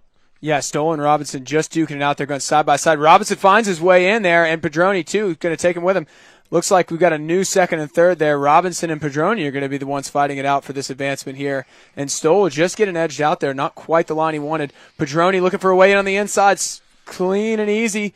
If he can hold that speed on the exit, that's going to be great. And Stoll looking for a way back into the mix here. Now he and Robinson are going to be side by side again, with Pedroni trying to build himself a little lead. Owen, of course, has built himself a healthy lead there. Pedroni just trying to hold off the competition here. And Robinson looking for any way through. Stoll looking just to get back into the mix. But these guys are all absolutely still in touch with the race. Looks like maybe they're going to go 2 or 3 wide into the bridge. Double Come on, apex. guys. Come on. Diving in. Stoll looking for a way on the inside. Carves from way outside. Well, the battle in take this. the advantage out. There's a little bit of contact in the bails. So close. It's Owen Fox that is storming away in this one, but the battle is really on for second place here. Fox is putting a blistering run together. That's going to give him some more confidence coming in to the semi-finals. But Adam, it's not over yet for that last spot in the semi-final. Pedroni just cutting in here and gets the pass around Robinson. Robinson's trying to take it back. Can't quite see who has the advantage. It looks like Robinson. Robinson got past, got it back, and got it done by the finish line. Unbelievable work from Robinson, holding off there, finding a way to stay in that second place position. But that a was quick excellent. word about Owen Fox. Much better than the round of 32. Yeah, he was in command there. That was maybe one of the best runs I've seen him put down on this course. Yeah, I mean, that's the kind of podium gap you want to be putting in quarterfinals, where you're showing that you are a step above, and that's what he wants to be doing. He's definitely going to be pleased with that kind of gap. But a phenomenal race for second place there. John Robinson definitely pleased to be going in the semifinals there. He qualified in 21st place, and now he finds himself alongside Manning, Fox, and Paynell in the semifinals. That's what you want, though, as a racer, he'll be isn't pleased it? with that. Let's move on quickly to quarterfinal number 3. Harry Clark in red, Andrew Atchison in green, Khalil Hamouri in blue, Chase Hiller in yellow here, and we get underway. Huge start from Harry there. Definitely has built himself a nice little lead. Andrew Atchison going to slide into second place. Chase Hiller coming right into third, but hot on the heels with Khalil. Everybody in a draft train here. Everyone's still in the draft. Everyone in touch. Harry Clark lining up from the left side. Cuts over. Dumps the Pindy. Atchison gaining just a little bit of speed there, and Chase Hiller looking for a way in, and he's going to pick it up. They're going to go side by side. I'm not sure who's going to take advantage into this right hander. Someone's going to bow out. I think it's Atchison. Yeah, Atchison's got that spot. Chase has to bow out. Harry Clark just doing what he does well, and now he'll look to just step on that gas pedal, pull away. But Chase Hiller, watch him coming into turn number 3 hot on the heels of Andrew Atchison. Yeah, he's definitely looking like he's having to air brake to stay behind, almost looking for any way through, and he just almost edges him out again. I mean, this is it's like a repeat of the first turn, and there they go. I mean, just neck and neck through this turn. Chase looking for any way around Andrew Atchison here. Andy looking solid, gets a little rail grab in, but stays locked. Chase with a little bit of arm wobble. Both of them clearly on the absolute edge of traction there. And Chase just looking for any kind of draft, a little way through, a little window. Anything he can get here is a ferocious battle for second place. Chase coming around on the outside. Can he get on the inside through this next sweeper? Can he make any space for himself here? Barely any inch of road left for him to get, and it looks like he's going to just have to slot in for third again. He'll have to wait for the combo breaker to try to get anything done. Tiny little drift there, and can he just squeeze it out in the final right? Chase gets through! Chase up into second place, and Harry Clark comes through and takes the victory. Chase Hiller in second place, and Atchison, you feel for him there, not quite able to hold up, but that's the quality of Chase Hiller, and we're seeing that on displays into the semi-finals along with Harry Clark. What a race there. So we got one quarterfinal to go, and that graphic is not correct, folks, because, well, we've got Nick Broms in red, so apologies for that. Lucas Schult in green, Antonio Madariaga is in blue, and Simon Snathan in yellow. So Nick Brahms there. That's definitely Nick in the red. The names are correct, but the colors don't quite match. Let's take a look back on the replay here. I think it'll be the final turn. Let's see what we get here. And it looks like Khalil going out there a little bit too, but Chase just edging out Andy Atchison there. Unbelievable work from Chase to stay with it to the very end. Okay, so Nick Brahms, exceptional qualifying yesterday. Won the QS race as well in the rain. He had some fun out there in the rain as well. He looked a little too comfortable out there in the rain. No one had trained it in those sort of conditions. So, again, apologies. It's not Lucas Schultz. It is he is in green, according to my list. Madariaga in blue, Simon Sneathen in yellow. So Nick Brahms, the man to watch out for in this one. Drones are ready, and we are going to get this last quarterfinal underway. Harry Clark and Chase Hiller waiting in semi-final number 2. A little chat going on there between. And again, you just feel the pressure. Anytime there's any kind of delay, you're on the line. I mean, you've planted your foot on the grip tape even. I mean, you're ready to start. And then all of a sudden you got to wait for just a couple seconds and your heart rate's just kicking. All right, looks like we're going to get this one underway. So Brahms, Schultz, Madariaga, Sneathen. Quarterfinal number 4 here, round at number 4. The World Downhill Skateboarding Championship at Park City, Utah. Strong, powerful start from Nick Brahms. Madariaga into that tuck position early. And we are 3 abreast going in to the building towards the first turn. But Sneathen, he's sneaking up on that right-hand side of the road. Might just have the spot going into hairpin number 1. Looks like he almost edged out Nick Brahms there, but Nick Brahms getting a clean line through there, picks the position back up. Sneathen goes a little wide, running into 4th place. So Tony Madariaga in 2nd. Lucas Schultz is going to be fighting from behind. He's got a little bit of a gap to close. Tony's going to try to just catch the slipstream of Nick Brahms here and hopefully build the 2 of them a lead so that they can advance forward, leaving Lucas Schultz out. But we'll see. He's definitely, Lucas has the skills here through some of these turns. He may be able to pick up some time and close this gap a little bit. But for now, Nick Brahms, hold on to your shorts, bud. Almost hitting the bails there. And see Lucas already picking up that time. And this is not the position Tony wanted to be in. He wanted to be right in the slipstream of Nick, and instead he is the slipstream for Lucas Schultz. And that's going to make things very difficult for him as he gets into the straightaway. Lucas Schultz looking for a way around. Not going to maybe have room for it on the outside there, but hopefully he can make something happen for himself in these sweepers here. Tony Madariaga just going to be fighting for defense here. Anything he can do to hold Lucas off at least a little bit longer, and Lucas just looking for any opportunity here, making some space for himself. Barely has it there. Just gives a little tap to Antonio, let him know, hey, I'm here, by the way, just so you know. Little skid for both of them, and Lucas cuts it on the inside.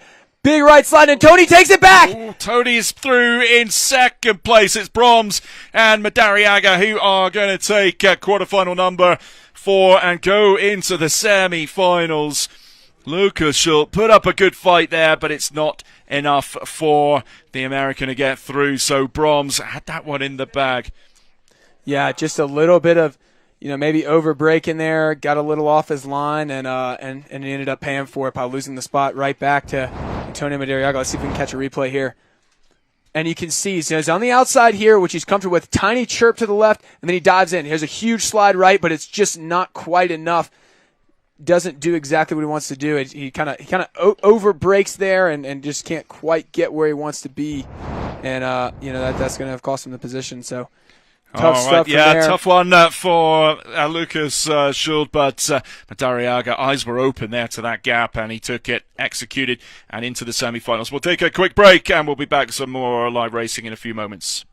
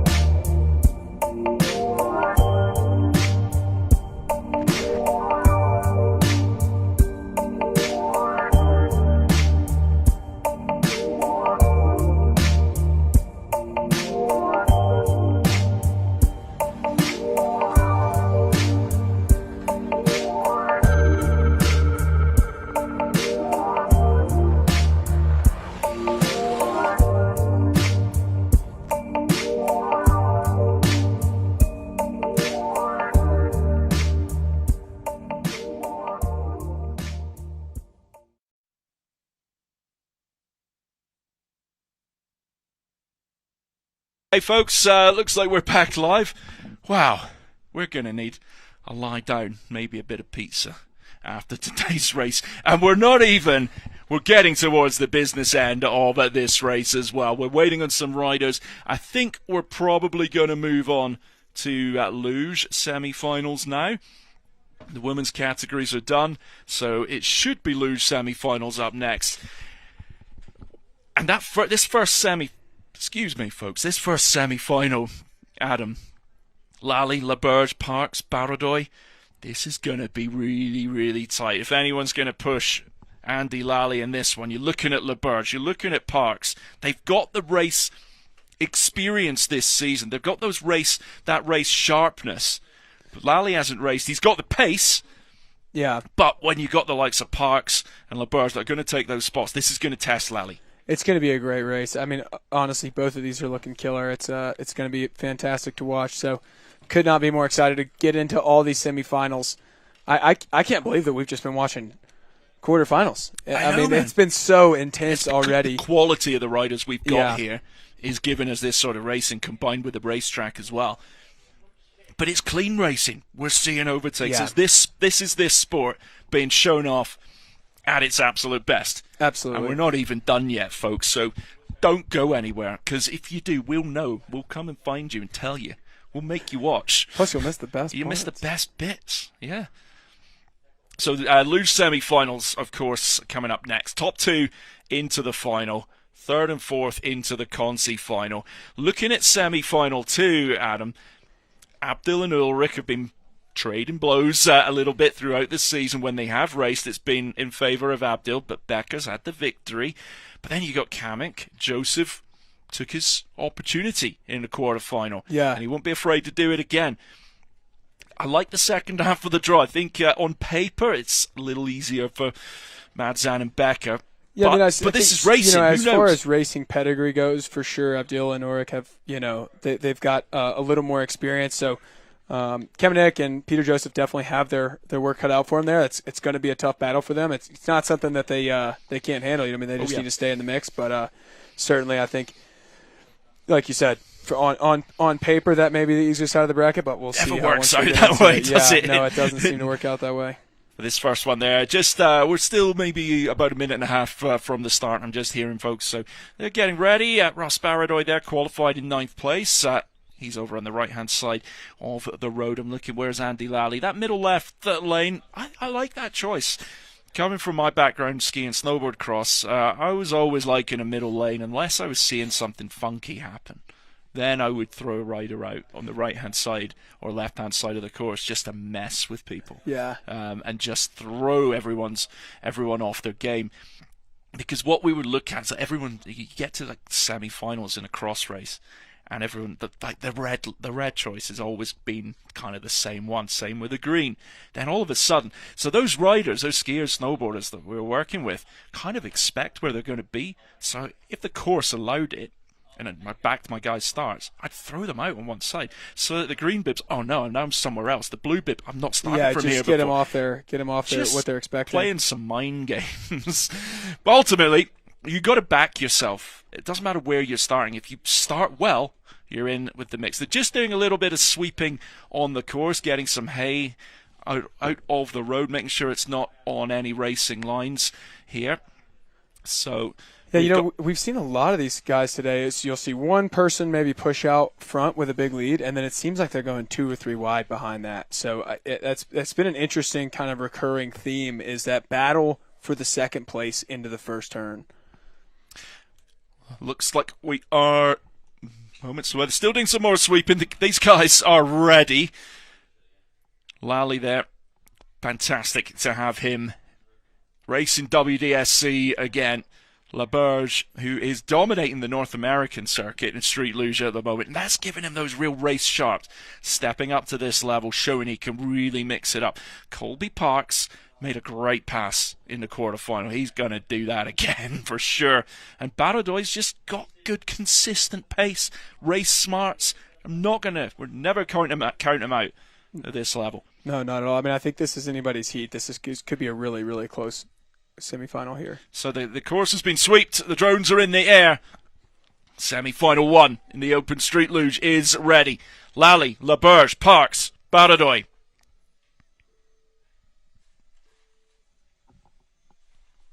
So here we go with that first semi-final, and Lally working well. You can see the strength. He does a lot of, I think it's jiu-jitsu as well. I'll try and say that one again. And it gives him that strength, that flexibility, that power.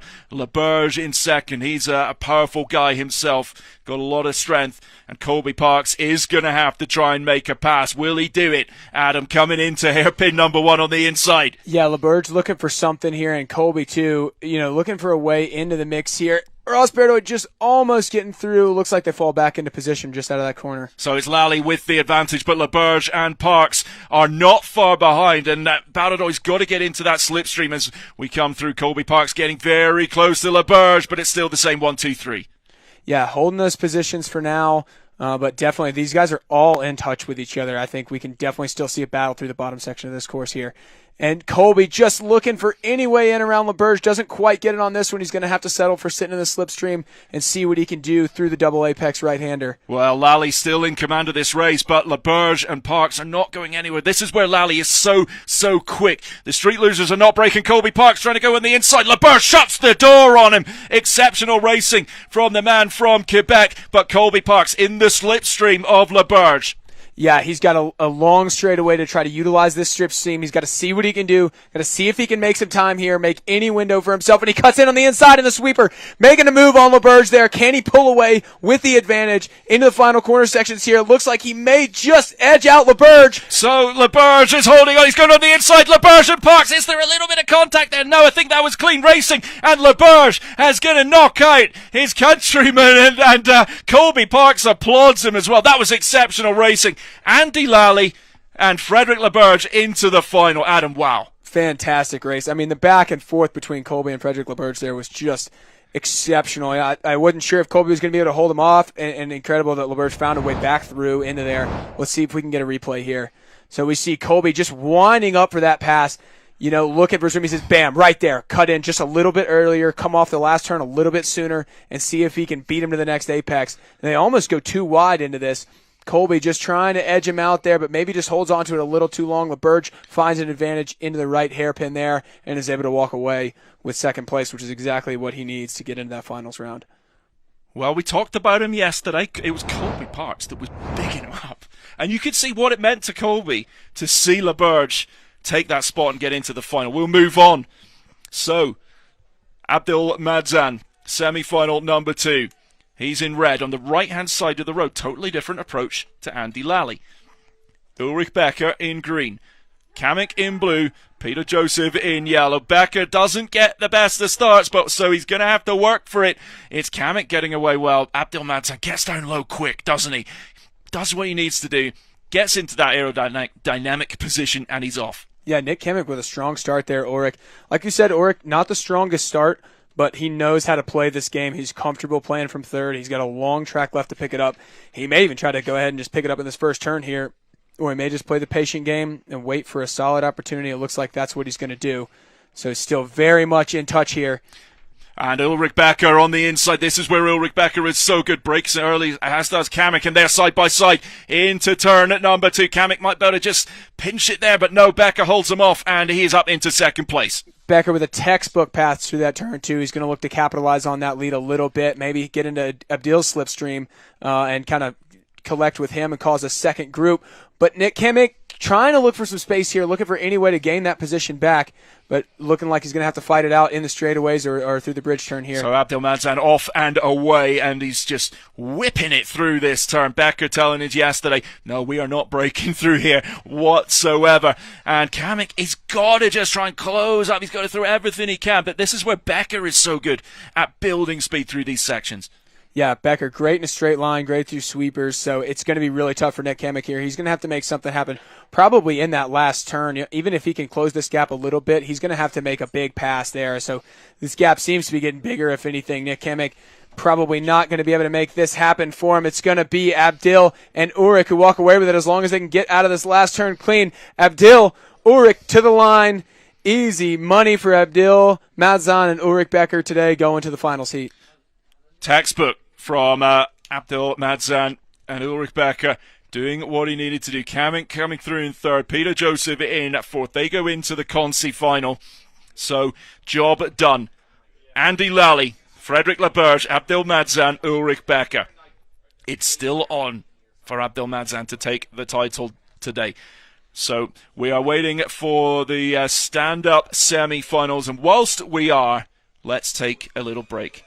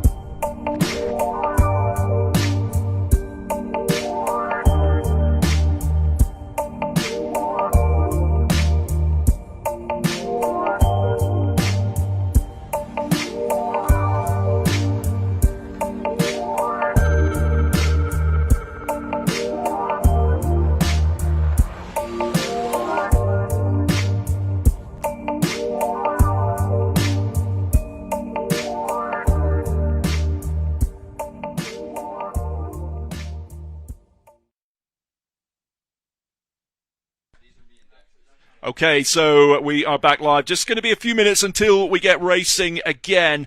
A few free riders here. The free ride crew here has been quality, hasn't it? We're trying to give them as much riding as possible, but they've really added the vibe, Adam. Tell us about it. It's been so good. The vibes are immaculate, I got to say. I mean, tons and tons of laps, great weather, great hill.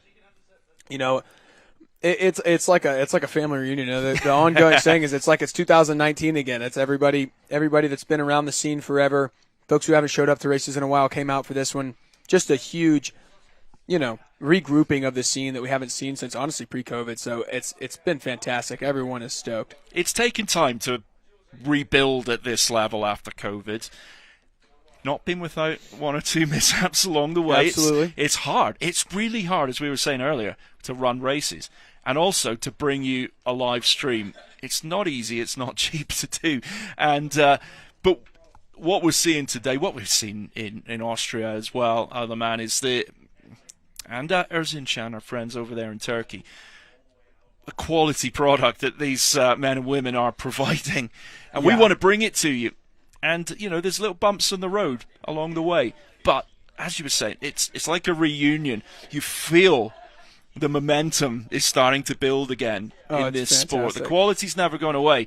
And now it's up to all of us that are working in this game to ensure that we can keep this momentum, roll to El Salvador to finish the season off, and then build for 2026. And we can't do it without all you guys watching as well, because you guys watching, engaging on social media, it's a massive help. Every like, every comment helps this sport, spreads it around the world, and shows people that haven't seen this sport before that it is one of the most entertaining, exciting sports on the planet. Yeah, and I mean, if you're not entertained by the racing today, then I don't know what to tell you. Yeah, we can't help you. We can't help you if you're not entertained by this. Just back-to-back scorching heats, great passes, great defenses. I mean, just an outright awesome race today. So there's some wheels being changed at the moment. We are getting ready for the stand-up semi-finals coming up. They're mostly back in the start. Whilst we are here, we are just making sure we can give our free ride crew a few more runs. Well, let's take a little look at them, shall we, at the semi-finals we got coming up here. Paynell, Fox, Manning, Robinson has been the surprise package a little bit today. That's that first semi-final. Then Broms, Clark, Madariaga, and Hiller. Wow. Yeah, I mean, 2 absolute scorcher heats. John Robinson's got to be happy to be in the mix in this crowd, and like we've been saying it, if you've been watching the sport, you've been seeing his name pop up a little more often. I think we're only going to see it more and more often. He's been doing really well. Qualified 21st, here he is in the semis. That's where you want to be, out racing your qualifying position is always a good feeling on Sunday. So, but both of these semifinals are just absolutely stacked as can be. Yeah, and for Robinson, as I understand it, this is really the first time he's been at this stage, at this level of a race in the semi-finals. He's had some good success in other races, but he's a great all-rounder on a skateboard as well. But showing him, man, he's got some pace. Yeah, absolutely has some pace. So, free riders kicking in, everybody just having a good time, and you see free riders don't even have to wear leathers here, so just hanging out, t-shirts, jeans, getting some laps in, having a good time, chucking some stand-up slides, chucking some glove-down slides, just having a good time with it. It's such a good road for free riding as well, because there's hairpins you can really just have so much fun on as well. Then let it rip at the bottom, and then party corner. Yeah, it's a good all-around road. It's got some speed, it's got some drifts. It's just a good old-fashioned fun hill. Well, looks like we're getting just about getting ready for the semi-finals. Shouldn't be too long now. I think wheels have been changed, and we'll get everyone moving as quick as possible. The free riders might have to wait. They're not going to have to wait long. We've basically got these semi-finals to get through. We've got our lineup for the Luge concy final, and final that'll come up a little bit later. We'll get through these semi-finals. Then I think there'll be a little bit of a break whilst we get everyone back to the top, and we'll bring you the finals live in as soon as we can. But great conditions, so we are battling against the weather. When I was looking at the forecast, Adam, a few days ago and even yesterday, we were worrying about today, but it's been better than expected. It's been holding off so far, which is fantastic to see. They'll race in the rain if they have to, but it's always more fun to see a clean, dry race. That the racing tends to be really tight. Lots of passes getting made. It's just when you've got a little more grip to play with, you can really get close to the other riders, and everyone's still comfortable and can make passes. So that's always fun to see. So our last group of free riders are going to be down the hill pretty quickly, and then we'll be cracking on with the semi-finals. Kurt trying to hold up for a board tunnel here, hoping somebody will come through with a flyby. There we go. And these are the antics we have. In between race heats, we like to have fun. We've got to have fun. All right, we're getting everything into position. The riders are starting to line up. Hey, now, I don't think I've ever seen him late for a heat. No. Yeah, no. He'll be first to the line most of the time. Looks like he's going out on riders right as well. And then we're still waiting on Owen Fox, Dexter Manning, is that John Robinson there? We'll note because we should all have our leg sleeves on at this point. So still getting the riders into position, folks, and then the semi-finals are going to get underway. They're just making everyone wait. We're just building a little bit more drama because these are going to be good. Well, they better be, or I'm going to go have a word. Yeah, I think they'll definitely be good heats, no doubt. I mean, you just look at these names again. Semi-finals, we got Adrian Frenchie Paynell, Owen Fox, Dexter Manning, John Robinson in the first one. Already a scorcher. Second one, Nick Broms, Harry Clark, Antonio Madariaga, and Chase Hiller. Just, ripping fast heats. Here's a question for you. If you Paynell, you've won every race this season. If he wins here, do you go to El Salvador? Go for the perfect WDSC season? I think you got to. You got to go for the victory lap, the perfect season. Yeah. I mean, it's seldom been done. It's I think you got to. Plus, El Salvador, a little trip in December, warm up, catch the beach. Why not? Because Harry had the perfect season last year, but he did miss Erzincan, so he wasn't there to have. It was the perfect season for Harry, every race he entered. But Bouclier was amazing in Erzincan. Great race that we had there. So it's not been done this every single win. I think you got to go for it, Frenchie. I think you got to. Gotta Now, go for it. should we talk points a little bit and see what it would take for him out of the semifinals? I mean, essentially, if he gets through here, we think he's got it done. We'll just have to do a few more calculations because it's going to depend on other riders as well and where they end up. But if he gets into the final, I think that's it. I think, yeah, so based on our provisional calculations, it seems like if Adrian Paynell gets through this round, we think he's the title. He's got it's best 4 out of 5. He's got 3 wins. 4th place if he gets through, and that would be the worst he could finish, is 66 points.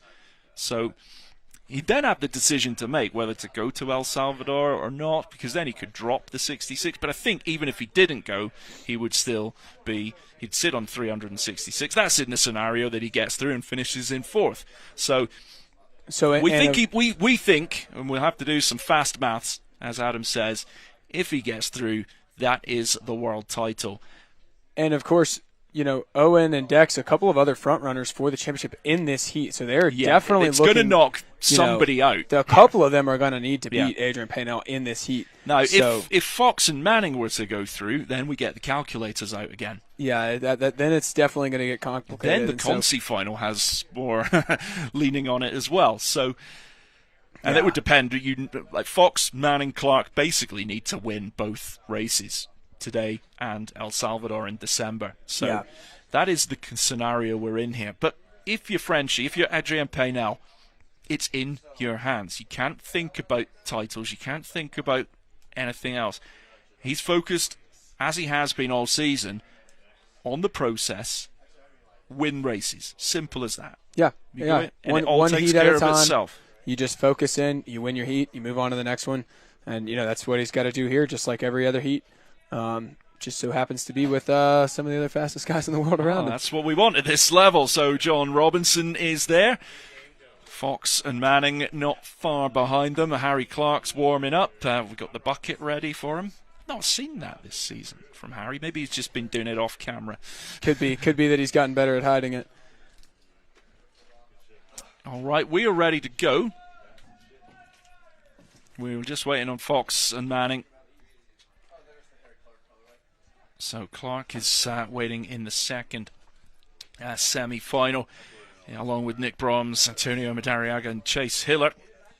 3 of the best from the US, and 1 man from Australia via Hong Kong and Barcelona. Yeah. Well, there's Owen Fox. It's just Dexter Manning. He's probably stretching his back still. Yeah, getting a little mobility. I mean, so much skating this weekend. You know, we're on day 4 here, cracking off laps every single day. Okay, taking a little bit longer than we'd planned here, folks. Do apologise, but I know you're as excited as we are for this semi-final. There's Dex, maybe just getting GoPros on as well. Be careful outside the commentary box there if you're wandering around. There's all sorts of bits about. And Manning's off. No, don't fancy it.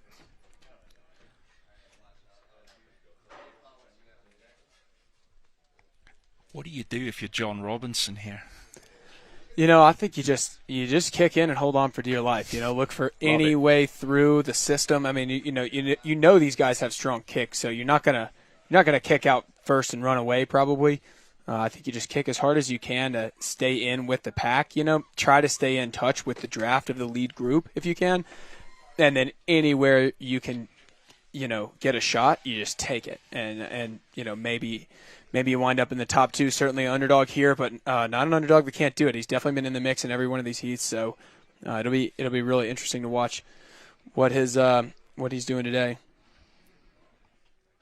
Okay, so it is just Dexter Manning that we are waiting on. Did he drop his board? He dropped his board in. Dex is back. He is in the blue. Fox is in green. Paynell is in the red, of course, after that unbelievable qualifying run. If you haven't watched it yet, go back on YouTube. It might be on our social media as well. It was out of this world. Yeah, absolutely. It was spectacular, and he's been throwing those stand-up slides the whole time. It's been just unreal. So we're getting the GoPros ready, and we use the GoPro footage, folks, if you're not aware, for the highlight show, which will be out in a couple of weeks. We'll try and get it done as quick as possible.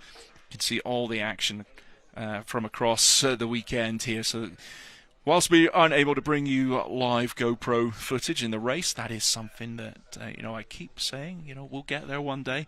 How cool would that be? That would be We're just fantastic. going to ride with Paynell for footage. We don't want to ride with French because he's usually out the front. We want to ride with someone in third or fourth and watch what's happening in the race. But the GoPro footage gives us just an amazing perspective, and you can see that either on social media and the highlights show, which will come out later. And you can check out the highlights show from all of the other races, the previous 3 rounds in Austria, Erzincan, and Isle of Man. It's all up on YouTube as well. So here we go. Semi-final 1. Paynell in red. Fox is wearing green in the middle of the road. Dexter Manning standing up in blue. John Robinson in yellow. Top 2 into the big final. The world title on the line. 3rd and 4th into the concy final. We get away at the first time of asking. There's that strong kick from Paynell, and Robertson in the mix as well. Fox getting away pretty well like he did in the quarterfinals. But, Adam, going to plan so far for Paynell. Robinson slotting right behind Owen, trying to get in that slipstream. Definitely Paynell exactly where he wants to be in a strong first-place lead. So he's going to try to build on that, make some space. Owen not letting him build on it too much. He's right up the tailpipes of Paynell right here. Can he get around through this next turn? So all 4 riders very much in the mix. Manning just snaking around, and Paynell is not getting away. Fox in 2nd, Robinson mixing it up with the world's best here, and Manning lurking in 4th. Yeah, Manning got some room to pick up here. He's going to try to maybe grab a double draft or something through the straightaway. We'll have to see what he does. Robinson trying to find a way, almost goes up the backside of Owen, and Dexter capitalizes on the situation to almost grab a little position there, and he's coming up around the outside of John Robinson to grab that spot, and now he's only got 1 spot to make up through the straightaway. So coming into the tunnel, under the bridge, under the bobsleigh track, and the man at the front of the race, Paynell, is not quite getting away like he has done in some other races. Owen Fox in 2nd place. But key thing, Robinson in the slipstream of Manning, just trying to get past here up to 3rd place. Exceptional racing, and he's got the pace. Fantastic racing from Robinson. He's going to try to get through Dexter Manning here, so he has a shot at getting around Owen through the final turn section. But Owen definitely building himself a comfortable little gap there. Not much, but just enough to maybe stave off some of the pressure. Robinson finds his way around, definitely sitting in 3rd. Going to try to come up the inside of Owen here. Looks like he's getting for it. Oh, he's not quite got enough, and it's going to be Adrian Paynell that comes through. He's into the big final, 1 step closer to the world title. Fox holding off at John Robinson, who put together a spectacular race there. He goes into the concy final with Dexter Manning. That was a great run from all of them, and you can see John Robinson still building, building that experience. 3rd place in a semifinal like that to round out in front of Dex is definitely what you want to see. Let's check the replay here. Frenchie coming out in a strong first, and Robinson just right up in the back of Owen Fox. He's so in touch with this race. Just a little bit of tweaks here and there, and those kind of heats might be his in the Watch future. out for him. Watch out for him. Here we go with the 2nd semi-final. We think that might be the title for Paynell. So we get ready for the 2nd semi-final. Nick Broms on the right-hand side of the road in red. Harry Clark in green, middle left lane. Madariaga in blue between Broms and Clark, and then Chase Hiller in yellow on the left-hand side of the road. This is going to be electric. Great start from Harry Clark. Madariaga getting away well, and Broms is maybe just going to squeeze into 2nd place, but Madariaga's going nowhere. Yeah, it looks like these two are going to go side by side into this turn. One of them will have to peel off to give advantage. It looks like it's going to be Madariaga. Lets Broms take it through, and he'll try to pick up that position a little bit later. Both of them coming through for the clean double-time drift, little right, little left, and Madariaga all slotting back in the exact same way they came in. So apologies, folks, just losing the drone for a second, but here we go. Chase Hiller, watch out for him. He is actually in touch with everyone in this race, and he can whip that board around and build that speed. But it is Harry Clark and Nick Broms, 1st and 2nd. Yeah, Chase Hiller's going to need to find a way into 3rd place if he wants to be in touch with this race, but this is not the spot to do it, he decides. Madariaga still looking for a shot away around Broms, and Chase Hiller just barely slots in. He's going toe-to-toe with Madariaga. Looks like they're going to go side-by-side all the way down the first straightaway. So which lane do you want to be in? Who do you want to be through the bridge tunnel? Madariaga on the right-hand side. That's where I'd kind of want to be in this position, but Hiller might be able to pinch the apex on the outside here. But at the front of the race, it is Harry Clark in top spot with Nick Broms in 2nd. A bit of a gap building between 2nd and 3rd. Chase Hiller trying to get round the outside. He's got some pace, but Madariaga finds a little bit more through this sweeping section. Yeah, if Chase and Antonio don't find a way to pick up some pace here, then they're not going to be able to get into that final position. So there they go. Antonio gives Chase a little bit of hurry up and go on through Nick and Harry. Nick finds his way in through Harry Clark looking for the first place spot. Doesn't even want to settle for second. Wow, looks like Nick and Harry are going to be taking it on through to the finish line. Chase in a comfortable third. Antonio rounding it out in fourth. Well, so Nick Brahms showing yesterday that second place in qualifying, not a fluke. I mean, taking out Harry, not taking him out, but getting that little spot over Harry. Yeah, that was cheeky. A message. That was absolutely sending a message. It's a message, absolutely. Let's take a look again. Let's see if we can see that inside pass. Looks like we're just going to get the finish line here. Nick Brahms squeezing back into that tuck just after that phenomenal pass on the deep, deep inside around Harry Clark. Now, again, he would have advanced either way, but he chose to take the pass. But it matters for the lane choice for the final. So I love that rule. I've been pushing it to the International Ski Fed to say, because they always go back on qualifying. Here's another replay. Let's see what we can get here. And you see just chopping it on the inside. Beautiful pass. I mean, he runs out of room to even put his puck down. He has to pick it up over the gravel there to just barely squeeze out how wide are trucks? That's how much room he had. So let's look at the lineup for the concy final first. John Robertson, Chase Hiller, Dexter Manning, and Antonio Madariaga. Then the final, Paynell, Brahms, Clark, Fox. Looks like we're going to crack on with some luge because they're always ready.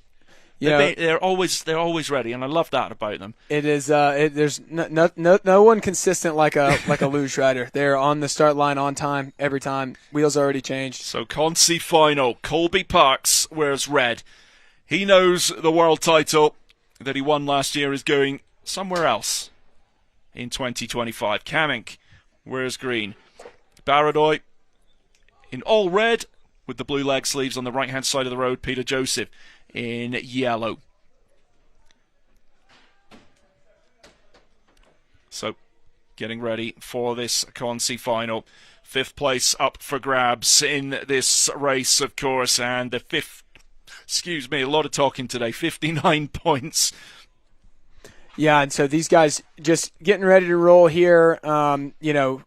Like you said, concy final. Colby Parks looking to defend a little bit here, probably, and pick up a win in this concy final. Would definitely take off a little bit of the sting of not quite making it into that finals. But and a couple other guys trying to make a show here. I mean, Peter Joseph, Nick Kamink, looking to show out, maybe grab a 5th place spot, see what they can do. Well, you could see how happy Parks was for LaBerge to get into the final, applauding him, because when you lose to that kind of racing, you just got to say well done, because it was quality racing in that semi-final. But we're lined up for the concy final. 5th place, the race for 5th. We get underway. Who is going to get the best of the starts? Kamink has been starting well all day long. Colby Parks maybe going to slot into 3rd, as Baradoy was down low very, very quickly. But now these losers settle into this aerodynamic position as the speed builds rapidly towards the first hairpin. Yeah, solid. Everybody in the same slipstream here. No gaps building yet. Colby Parks already looking for a way in. Bam! Gets the pass around Ross Baradoy, and he's going to look to hold that position, pick up one more spot, and he can hold the 5th place. But he made short work of that. That is what Colby Parks has been so good at throughout his career, coming into turn 2. Kamink still in top spot, the 2 Canadians. Colby Parks right on the tail of that street luge, though. And is he going to make a move into turn 3? He made the first one look so easy. Is he going to try to do the same thing on the second one, or wait till a little lower on the hill? To be determined.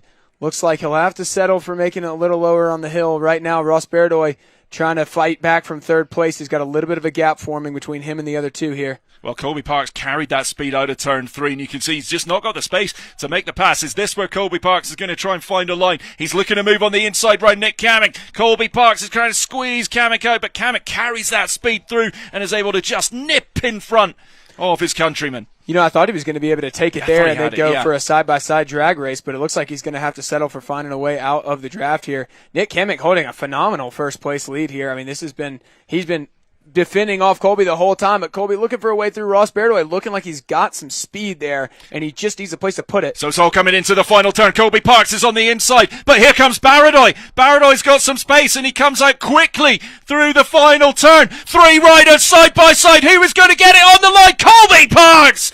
Wow, that is what you love to see. That level of racing. Right down to the line. Adam. Let's catch a replay of that real quick. 3 wide, and Colby Parks just edges out Nick Kamek and Ross Beardoy there.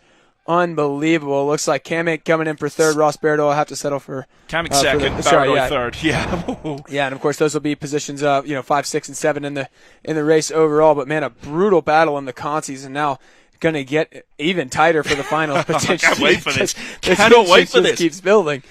Right, well, concy final, whetting the appetite. Parks, Kamek, Beardoy, Joseph, the 1, 2, 3, 4, 5th, 6th, 7th, and 8th here in round 4. World Downhill Skateboarding Championship, WDSC, Park City Downhill. We're getting ready for the Luge final. Lally, Madzan, Becker, LaBerge. Something says maybe Lally's not going to have it all his own way, but I'm usually wrong. I'm just trying to tee it up for you folks. This is anybody's game, I think. Abdil Madzan certainly been on a path this season, has been crushing it. It's going to be a tight one. These guys are going to be fighting out probably until the very end. So Luge final, and then there'll be a little break before we move on to the stand-up concy final. And final chance for everyone to grab a 15-minute, 20-minute nap, cup of tea. That's because I'm Scottish, although there isn't any tea up here. And then we will do those finals. So, when it comes to the championship here, best 3 out of 5. Abdil Madzan has won 2 races so far. If he wins, it's his. And then we're going to see where the points play out and how it all looks after this race. Now, if Ulrich Becker wins, he'd be sitting on 2 wins. And then we start to look, then it's going to go, as far as I could see, to El Salvador. So, this could get, there's definitely still there's a championship to be had by multiple people here. This is not a clear cut in anyone's favor. Obviously, Abdil sitting on 2 wins is definitely a strong He's in the driving seat and doesn't need to win again this season to take the title unless Ulrich Becker wins himself. So there's a few permutations here, and Andy Lally and Frederick LaBerge are here to mix it up. They want the win. LaBerge has ridden exceptionally well all weekend long, finds himself in the final. Can he find one more? Can he squeeze onto the WDSC podium for the first time in his career? It's LaBerge on the right-hand side of your screen in yellow. Then it's Andy Lally in red, handily with his name on his helmet. Ulrich Becker and Abdil Madzan. And look at the start from Madzan and Lally. Becker, again, not getting away well, but it means he's going to have to make a pass. And can Abdil Madzan get into top spot and hold off Lally into turn 1? I mean, we got a double set of people going 2 wide here. It's gonna be a knife fight into this first turn. Is Andy Lally going to let Madzan go through? Yes, it looks like he is. But Ulrich given no space here. It looks like LaBerge is going to take advantage and sit in that 3rd place spot. So we've got Madzan, Lally, LaBerge, Ulrich in that order coming into the 2nd turn here. I don't know if I've ever seen in my career in this sport anyone overtake Abdil when he's in the lead. So Lally is going to be really working hard at it coming out of the turn. It is Madzan still in top spot coming into turn 3. Yeah, I mean, Lally's got to make a move at some point if he wants to get in that top spot. I mean, it looks like Madzan's building a little bit of a lead right now. He's going to have to increase his pace if he wants to go for that. Ulrich sitting back and forth, probably not where he wants to be. He's going to try to look for a way into that lead group here. And it's Abdil Madzan coming into this double apex turn where Andy Lally has been so fast. Oh, a little bit of sideways movement there from Andy Lally. That could be key, but it doesn't look like he's lost too much. And now Madzan, it is straight as possible, but Andy Lally closing in. He's going to have to try and make a move. Becker's got up to 3rd place, but LaBerge is going nowhere. Unbelievably tight between the back 2 and the front 2. Little bit of a gap between the 2 right now, but Lally chasing down Madzan, looking for any way through. LaBerge looking for a way up the inside, but Ulrich closes the door on him. So this might be the championship for Abdil Madzan. He comes through the final turn. He's run a little wide. Andy Lally is sprinting to the line. Andy Lally might get it the final turn. Madzan in second place. Whoa, we'll do the calculations on that, but right down to the final turn. Adam, let's take a look again. Replay of how exactly he pulled that off. Frankly, I'm not sure how he did it. Madzan coming through, and then Andy Lally just gets a little bit of extra exit speed, and he uses the tiny back straightaway to make it happen. Frederick LaBerge finding a way around there, too, for a third place, getting on the podium there. Andy Lally calls it across the line. That means so much to Lally coming back into this sport. Didn't get the win in Rome Mountain last year. Gets the win here. Madzan in second place. LaBerge coming through in third. That is absolutely key because it puts Becker in fourth. I think that might just be the title. We're going to do some maths now on that. We're going to take a quick break. Well, it'll be about 25 minutes or so. Then we'll be back with the stand-up concy final and final.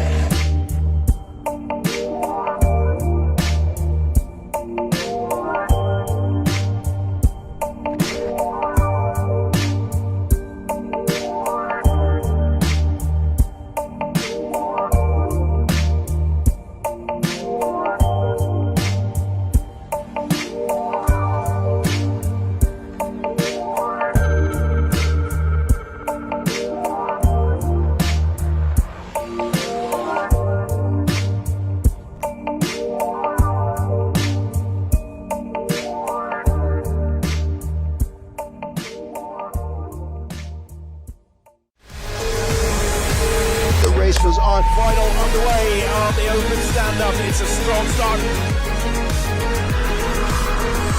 he's into the rails. No, in this contact. Also, and Clark go tumbling out. Huge crash. Closed in. He's closed in. Oh no! What an explosion! It's got the finish line. He comes through. Clark is the world champion. I can hear the cheers. Let's go!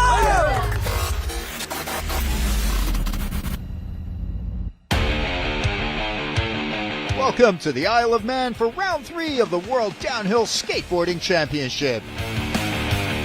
Over the course of 3 thrilling days of racing, riders will battle through the steep, winding roads of the legendary Isle of Man.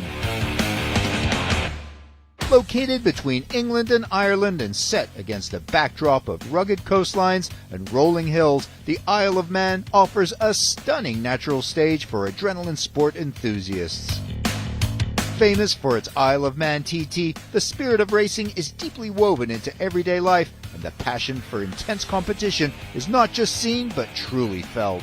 It lives and breathes racing. You know, I didn't realize till I came how many races they host on this island, and it's really just an honor and privilege to be another one of those races added to the agenda here. And the people have just been so welcoming, and they're so excited about what we're doing. And it was kind of a dream come true. Just being here, and the locals are just so appreciative of racing and people going fast. And it's just a beautiful place to be. Attracting a record number of spectators, the Isle of Man event became the most attended of the WDSC season so far. Undeterred by the conditions, fans packed the race village and trackside, making the most of the food trucks and jumbo screen. What began with unsettled weather ended in a flawless day of finals, rewarding fans for their early perseverance. Supported by the iconic Victory Cafe alongside other local businesses, the fans enthusiastically embraced the competition. Among the fans and competitors, distinguished guests were present to underscore the importance of the event. Sir John Lorimer, Lieutenant Governor of the Isle of Man, and Sarah Maltby, Chair of the Isle of Man Sports Council, spent time with riders and spectators, hopeful that the event would become a regular part of the island's sporting calendar. Fantastic to see everyone here on the Isle of Man. We're delighted to be able to host it. It's a fantastic island. But it's an island that's used to events with speed, and this absolutely lives up to that. And we hope we'll see you next year, and perhaps on the TT course, because that would be very special. Absolutely fantastic. As the Isle of Man is absolutely renowned for our adrenaline sports, it's absolutely fantastic to welcome the World Downhill Skateboard Championships here for the very first time. The 1.2 kilometer long track served as the venue for this year's competition. Featuring 3 long straights and 2 hairpin turns at the bottom, this short yet challenging circuit tested the riders' skills. Yeah, the track's really unconventional and very, very different when you compare it to some of the other roads we've skated, especially this year. It's much shorter, but it's very, very technical. It's pretty rough. It's been repaved in places, so there's 2 different types of pavement that you got to deal with, so you got to account for that as well. So yeah, it's tricky. It's fast, very fast. Very, very narrow, and racing is going to be something. Then you drop into a super fast straight with a triple apexing right sweeper, which is really tight and really, really fun. I can feel my shoulders brushing on the bushes around each apex. And then you drop into a really narrow, fast left hairpin that you got to be really technical and good on the brakes for before you get into the slowest section, before the next right hairpin, and then the finish line. On the first day of practice, Adam Westfall suffered an injury and was unable to continue racing. However, he joined the commentary team for the rest of the weekend, sharing his valuable insights on the track and riders. In this program, we bring you all the action from the stand-up skate category.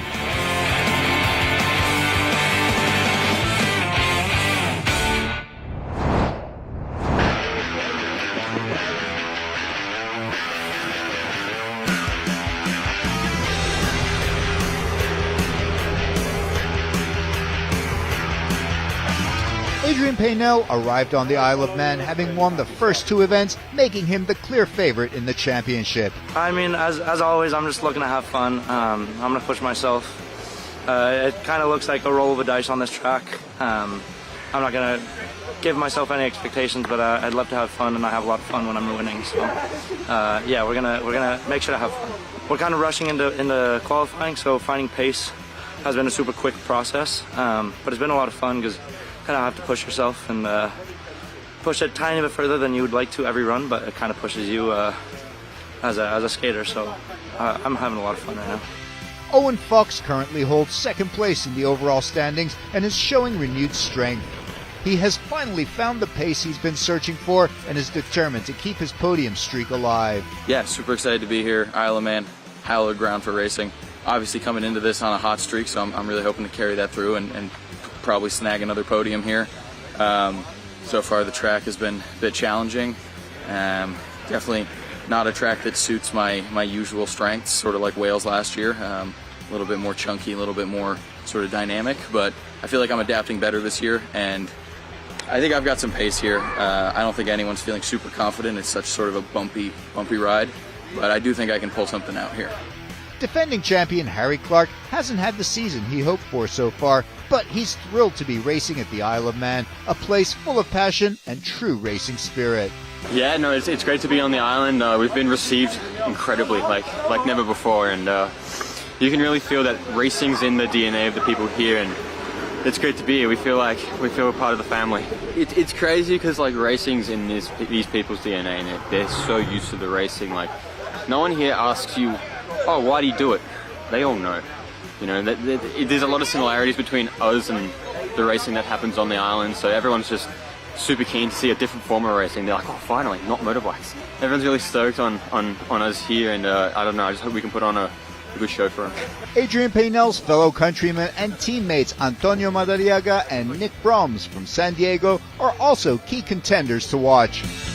Madariaga has competed in every round of the tour this year, while this is Broms's first WDSC season. He's excited to be here and to race alongside his friends. Oh, it feels great. I mean, I've been seeing it for the last 4 years all over my Instagram and YouTube and stuff like that, and it looks like the guys have been having tons of fun. So I'm really happy to be at one finally. I've done a lot of racing before the WDSC existed, and I'm just really happy that they're kind of upholding all the same great things I love about skateboard racing. Being here in the Isle of Man is, for me, a big dream come true. I grew up with motorcycles, watching the TT and all that stuff, so getting to come here, see the track, drive the track, we've been doing it all week. It's an honor to be able to race in a place like this, and hopefully we're on the TT track next year.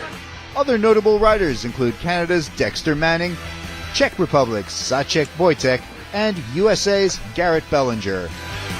In the qualifying rounds, Adrian Paynell once again dominated, setting a fastest time of 1 minute, 16.277 seconds, just like in the first 2 rounds. Antonio Madariaga secured second place with a time of 1 minute, 17.305 seconds, while Nick Brahms took third with a time of 1 minute, 17.856 seconds. Very hectic day. We didn't have much time to get up to pace, but I'm glad I did.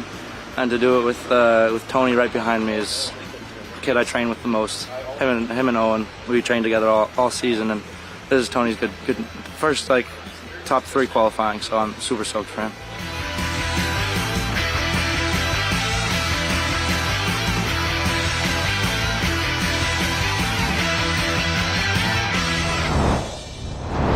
The racing got underway with a qualifying series, and we now join our live commentary for the action. This is the QS skate final. Wojtek, Zachek in blue. And then we've got Antonio Madariaga there in the red, and Nick Brahms in the green.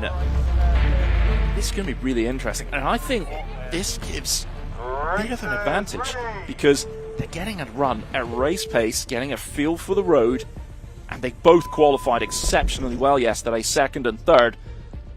Yeah, I mean, these are 2 guys that are in the QS race, but you know, they're no strangers to elite racing, and they're going to be happy to get a full speed run with each other. You know, Wojtek looking to stay in touch as well, a little bit behind in the qualifying, but you know, hoping he can track down the lines of these guys who are a little more experienced and see what he can do. Antonio Madariaga in the lead through the first right, ripping a lot of speed. Nick Brahms looking for a way around.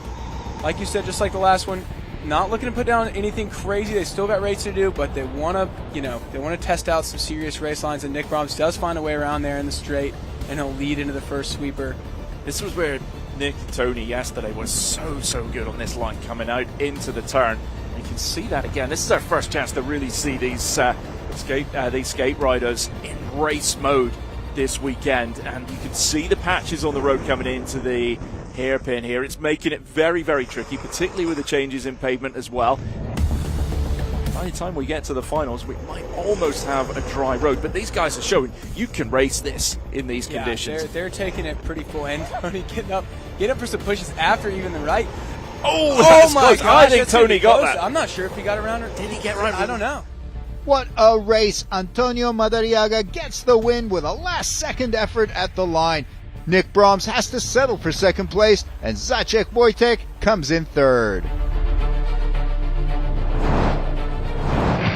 With all the riders ready at the top of the course, it's now time for the semifinals. We now join our live commentary for all the action. So getting ready for the stand-up semi-final 1. Adrian Paynell has won both races so far this season. He's the top qualifier for today's race. If he can win, puts himself in a great position for the championship. Wearing green, Nick Brahms. Nick has been lightning quick on this course. He's looking really confident. So Garrett Bellinger in the blue, Wojtek in the yellow, away at the first time of asking. Look at that push over on the right hand side of the road from Paynell. Gets away well. Nick Brahms settles into second place. Wojtek in third, and Garrett Bellinger in fourth place at the moment. And now already seeing the pace of Paynell and Brahms at the front of the race. Nice here. Pass from Garrett to slot into third, and hopefully stay in touch with Brahms and Frenchie and find a way up to them through the straightaway. He's got a lot of ground to cover, But he's pretty quick in a straight line, and he's pretty quick through the sweeper, so maybe he can cover this distance. We'll see if he's got the time to make something happen there. Yeah, he's got the pace, hasn't he?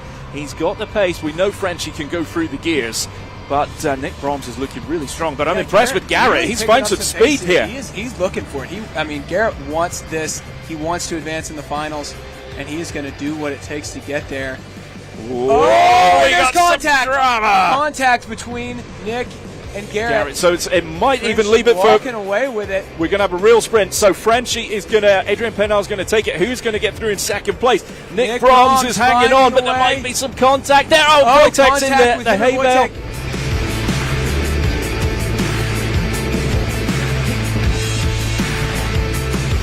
And Nick Brahms, whoa. Clean second. At the end of the first heat, Penal comes in first with Nick Brahms in second. Garrett Bellinger is third and Wojtek Wacek is fourth. I got it. Brahms is really quick through that first right. Try to hold him off. He got up next to me, even ahead of me for a little second. I gave you that, bro. And then, Not just kidding. and I got back in front. Yeah. I was inside for the double right tuck clean. And then I just put my head down for the straight, looked back after the left to hopefully see Brahms pushing, but he was pushing out of the bales. Yeah. Yeah, I couldn't stop my right slide. It was a bit too late. I also was using one runs that time, as opposed to fresh wheels. I've been struggling through that corner a good amount anyways. So I was still sliding right by the time Adrian was sliding left. And I was just like, ooh, and then Garrett ran into the back of me, and then Wojtek ran into the back of him. And then we grabbed our boards, started kicking off, and then, made it through. It's now time for the second semifinal heat, but unfortunately Dexter Manning has to withdraw from the competition due to injury. Therefore, 3 riders will start the race. We connect back up with the live commentary team. Okay, so second semi-final getting lined up in the start. Harry Clark is there. He is in the blue. Antonio Mariaga in red, and Owen Fox is in green. 2 from 3 here. Watch the start from Harry Clark. He's in the middle of the road. I think you'll quite like that. He's got one of the best kicks in the business, and you can see it there. So much power. Just so much power off the first kick. Excellent work for him, and he's going to get the advantage into the first straightaway. Tony right behind him. Owen will be the odd man out here coming into the first corner. He's got some time to make something happen, though. His last man out in these heats, so you just got to not finish last. Tony air braking behind Harry, finding a way around, seeing if he can get anything done. And Owen should have a big draft here, so he may be able to pick up this double draft and find a way around one or even both of them. But for now, it's Tony looking for a way around. He's got the speed, hasn't he? He's got the speed here. He's got the confidence.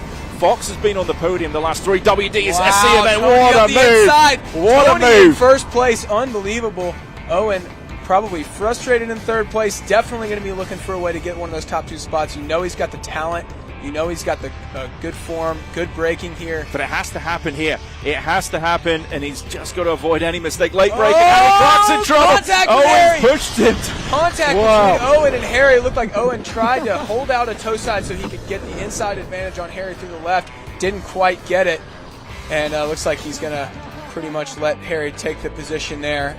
Yeah, so that he'd probably get DQ'd either way. So. Antonio Materiaga takes the win in the second semi-final. Harry Clark, second place, and that's how it's going to stay. Tony, I felt Tony coming. I was trying to spook him out of the move, but he sent it anyway, which is pretty sick. We were real close coming into the last straighty there. I looked back, I saw Owen, I was like, well, I knew what was coming. I took my priority off Tony and tried to deal with the Owen situation. And as I'm sliding right, I see Owen pushing up on my inside. I shut the door and we just collect, and we kind of just hug each other into the bales, laughing, and that's all she wrote, really. Yeah, I pushed into second behind Haas and tried to keep it really close. The draft in the top is super big, so you get pulled in really fast. And going into the triple right chicane, I just thought I could make a move and made the move on the inside, and just held it out front after that. That's about it.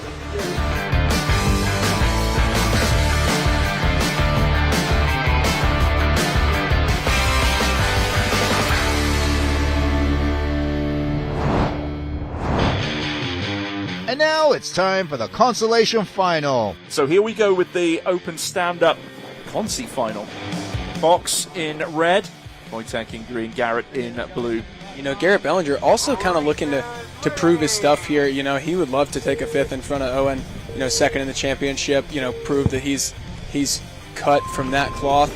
And, you know, let's see if he's got the speed to do it. Here we go, Owen Fox getting away pretty well there, but Garrett Bellinger getting a good start. Just sits in the draft of Owen Fox as they pass the big screen and the huge crowds at the side of the road here on the Isle of Man as the road continues to dry out. And look at Garrett. Garrett's staying really nicely in touch there, you know, and he trains with Owen in San Diego a good bit. These guys know each other, so he knows the way Owen skates. And, you know, he's going to want to get right as close behind him as he can, find a way around somewhere. Looks like Owen getting a little bit of a lead now. But Garrett's still in touch, absolutely still in touch. And it's coming through this turn, and Owen and yeah, both looking locked in through there. Wojtek not far behind. But this is where we see someone the caliber of Owen Fox and Garrett Bellinger now really able to commit through this straight. They know the break-in zones, but it's here. Can Bellinger do anything? He's right up close to Owen Fox. Looking for the inside line, and he's got it. But he's got his way out, but he's in the bails. Owen wow, gets both up. Looks like Wojtek also in the bails. Owen kicking in, and he should be cruising in if he can stay on his board.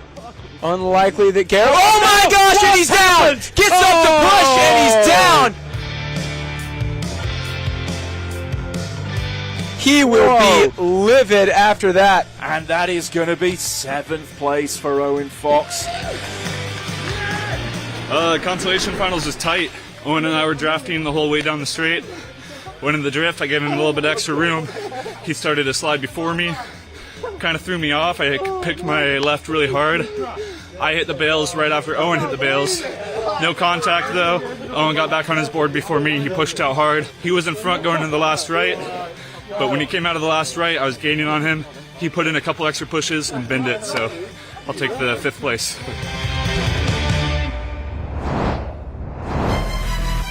Now it's time for the open skate final. Who will claim victory on the Isle of Man? Let's head back out to the live commentary to find out. So here we go. Last race of the day. Paynell in red. In green, we've got Antonio Madariaga right out on the left-hand side of the road. In blue, we have got Nick Brahms in the all-black, and Harry Clark, the defending champion, in yellow. 4 of the best in the world lined up for the final. And we're underway. Watch who's got the best of the starts now. Clark hasn't shown much this weekend, but maybe, just maybe, it'll happen in the final. Strong and he gets start into top from Harry. spot. And, you know, he's got that strong kick. He's happy to show it off here in a tighter road with not too many passing opportunities. Frenchie looking for a way around right away. Already picking up the spot from Harry. Not even through the first turn yet. Excellent pace from Paynell there. And it looks like they're going to stay stacked through that corner. Nothing crazy. Winding out wildly. So, and Clark, another way around, right back in the top spot. But this is going to be key, isn't it? Who's going to hold Brahms finds a way around from 4th into 2nd. Unbelievable work from Brahms, looking for a way. Tony getting around Frenchie there. Oh, and there's nearly contact. Keep it together, boys.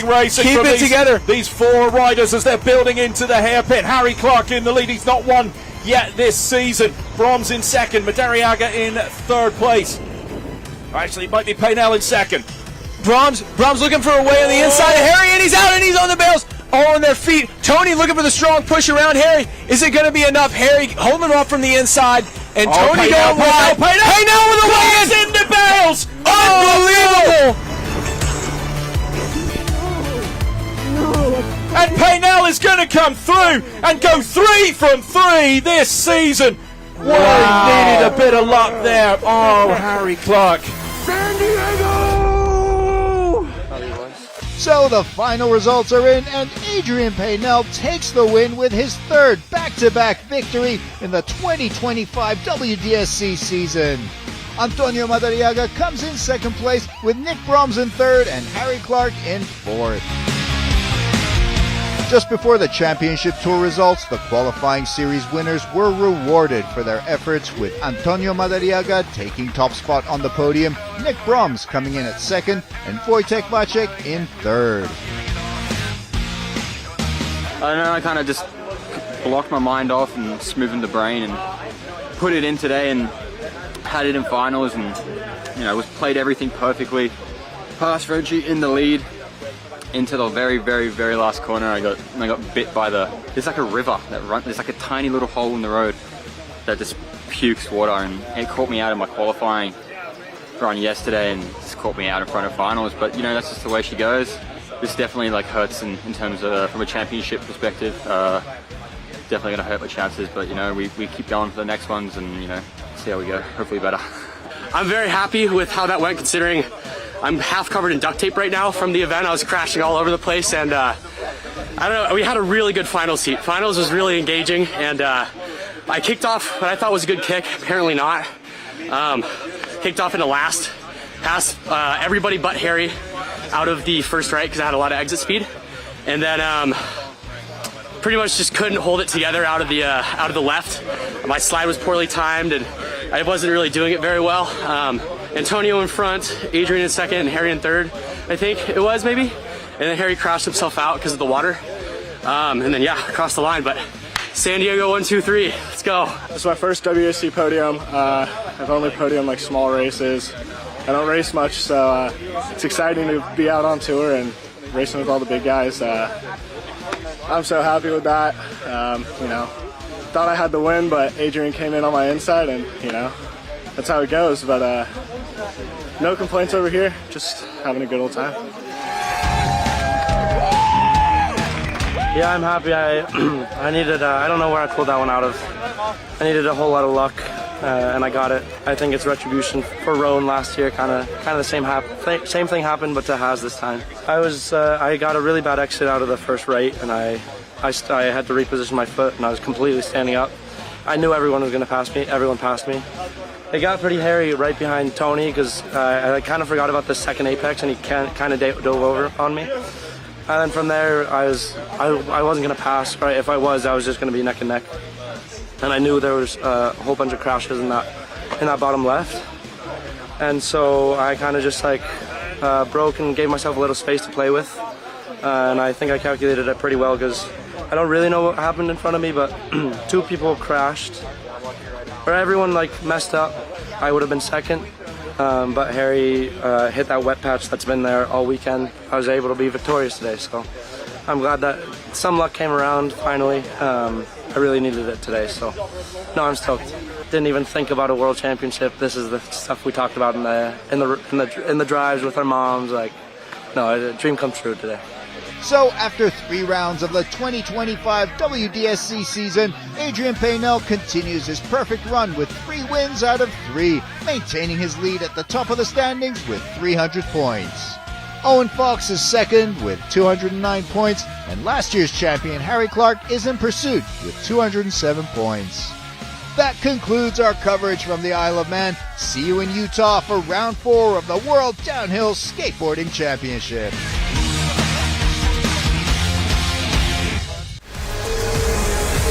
The race was on. Final underway on the open stand-up. It's a strong start.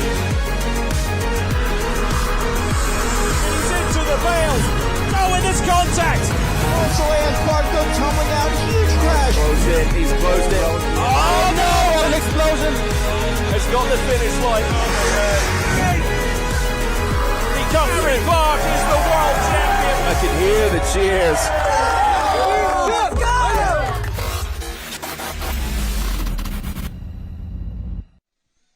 2 races left to go. The concy final and the final in the open stand-up. Round number 4, the World Downhill Skateboarding Championship in Park City. What a weekend it has been, and these 2 races are going to bring it to a close. We've got the concy final all lined up. The drones are in the air.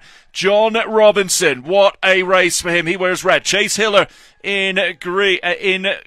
Dexter Manning in blue. And Antonio Madariaga in yellow.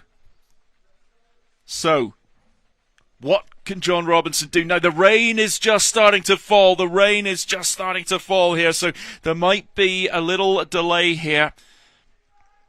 But they're going to go for it, Adam. They're going to go for it. Get it done. Brave. Okay, so we're going for it. Few spots of rain falling just outside the commentary position. Oh, they've gone. Okay, well that might make things a little interesting, but I think they got away. So in that top spot at the moment, it's Madariaga. Bit of a little confusing start there. It looked like a false start, but it didn't get called, so not sure what's going on there. But for now, we're in the race. Madariaga already with a strong lead. Dex Manning trying to pull in, see if he can pull off a 5th place here. Looks like he's coming in the inside, and it is actively raining. This road is getting wetter and wetter, so they've got to keep it safe. Dex Manning just getting away around Madariaga. So Manning in top spot. That's where he wants to be here. Madariaga in second, but there might be some more rain further down the hill. Madariaga just trying to come through. Takes the inside line, but Manning gets that exit speed, holds the spot. Yeah, I mean now they're playing a game of chicken with this rain. Essentially, it's incredible that they're running the race right now. And Madariaga, you're seeing it already, just barely holding on to the board. Free ride talents of Madariaga helping him get that board back up under him. Nice work from Madariaga. But Robinson, what a day he's having. Now he's side by side with Madariaga, and he's going to get the spot here. He's going to close the door, but Madariaga has been good at getting on that inside line. Dex Manning up in front. Madariaga still in third, not able to get into second there. No, not quite. I don't think we've seen the last of the issues from this rain, but for now, these guys are absolutely pinning it. I mean, they're full lock through the tuck, so they must not be too worried about it. John Robinson hunting from way back to see if he can catch up with Dex Manning. Antonio Madariaga has just lost spot and is a little bit off pace of John Robinson. He's down! Oh, that must be due to the rain, surely. And absolutely. It looks like he just slipped out there, dove in a little too hard on wet wheels. You can see John Robinson also slipping about a little bit. So these two just making it through just barely. So Dex Manning comes through, takes pretty dramatic concy final. Coming through in second place, John Robinson. Let's hope Madariaga is okay, because that was really high speed part of the course. He's all right. He's okay. He's got a few stories to tell for the last 24 hours, hasn't he? Looks like a rough race for Tony with that big crash, and sounds like he had a long night last night too. So definitely, he's going to be feeling the hit after that one for sure. Okay, so the rain is starting to fall, and I can see 4 riders that are like, nah, we're not ready yet. We're going to just wait, give it a few minutes, and rightly so, because, let's hope we get a little dry spot some point in the next few minutes and get this race going. But with the rain falling, don't want to risk anything, because this is the race that we have all been waiting for. Adam, let's take a look at that replay real quick. We're going to see Tony. He's he's fully locked in on the tuck lean and then just loses the back end a little bit. Nothing you can do about that. I mean, that's rain riding, unfortunately, especially with the changing conditions as it's getting wetter. I mean, that's an impossible thing to predict. It's a really tough situation to be in. Okay, so whilst we're getting ready, hopefully for the start of the final in a few minutes' time, the rain is just starting to fall here. We are going to bring you a little special guest, Mr. Harry Clark. How are you? What's up, everybody? How are you, Ian? I am good? Great. I'm loving it, man. You having a good day? Yeah, I've had a great few days. So we're going to have a look back at the start in a second. We'll have a little chat here, but what did you make of this? It looked like they got away. Oh, yeah. Chase a little fumble. But Chase has been injured all weekend, actually. And it's just the 3 of them? Yeah, they just went off. Talk us through your season, Harry. Oh, man. What a season. Yeah, look, obviously coming in as defending champ, the automatic thing to aim for is defending, right? But unfortunately, that's not gone to plan too well. I mean, I've had 3 crashes and 3 finals. But I'm hoping to not make it a trend, but let's see. I'm in the finals again today. Just hoping to have a clean run and just enjoy the run with some of my best mates. And ultimately that's what it's about at the end of the day. And unfortunately, I've become a bit of the older statesman now. Looking at the boys next to me, it's the new generation. And I've seen a bunch of generations come through. I've raced with, we were just You've talking crossed about today. so many eras. 100%. Yeah. I've crossed. I'm probably the only one that's consistently crossed all the modern era of downhill skateboarding. We were just talking today, and I have this stat that I was talking about, and I've made every single final, bar 5, since 2018. That's a good stat. And I'm thinking about the legends that I've raced in that time, from the Tiagos, the Joshes, the Broms, the Frenchies, the Diegos, the Chases. Unbelievable, man. And I really think that these days, right now, we are seeing the highest level of downhill skateboard racing. It's amazing. of all time. And you're in that list of legends as well, mate. Man, of course you are. You might not say it yourself, but you are. I'm 1.5 seconds behind the pace, mate. I am dealing. I'm just happy to be here right now. Unfortunately, I had some mistakes on my quali run yesterday, but that's all good. Racing is when it counts, so hopefully this rain stops and we can get a dry finals. That is what we want. I'm not sure if the viewers have seen the QS finals from yesterday. There's maybe one man that wants to race in the rain. Oh, right. There's one man that is the only guy. There's only 4 people that have practiced had any sort of training in the rain. We don't want to see that. We want you guys racing in the dry, but outdoor sport. Sometimes you just 100%. gotta get on with it. But you were talking about like these eras and things, and you see the level what people are at now in Frenchie with that stand-up toe slide in qualifying. Okay.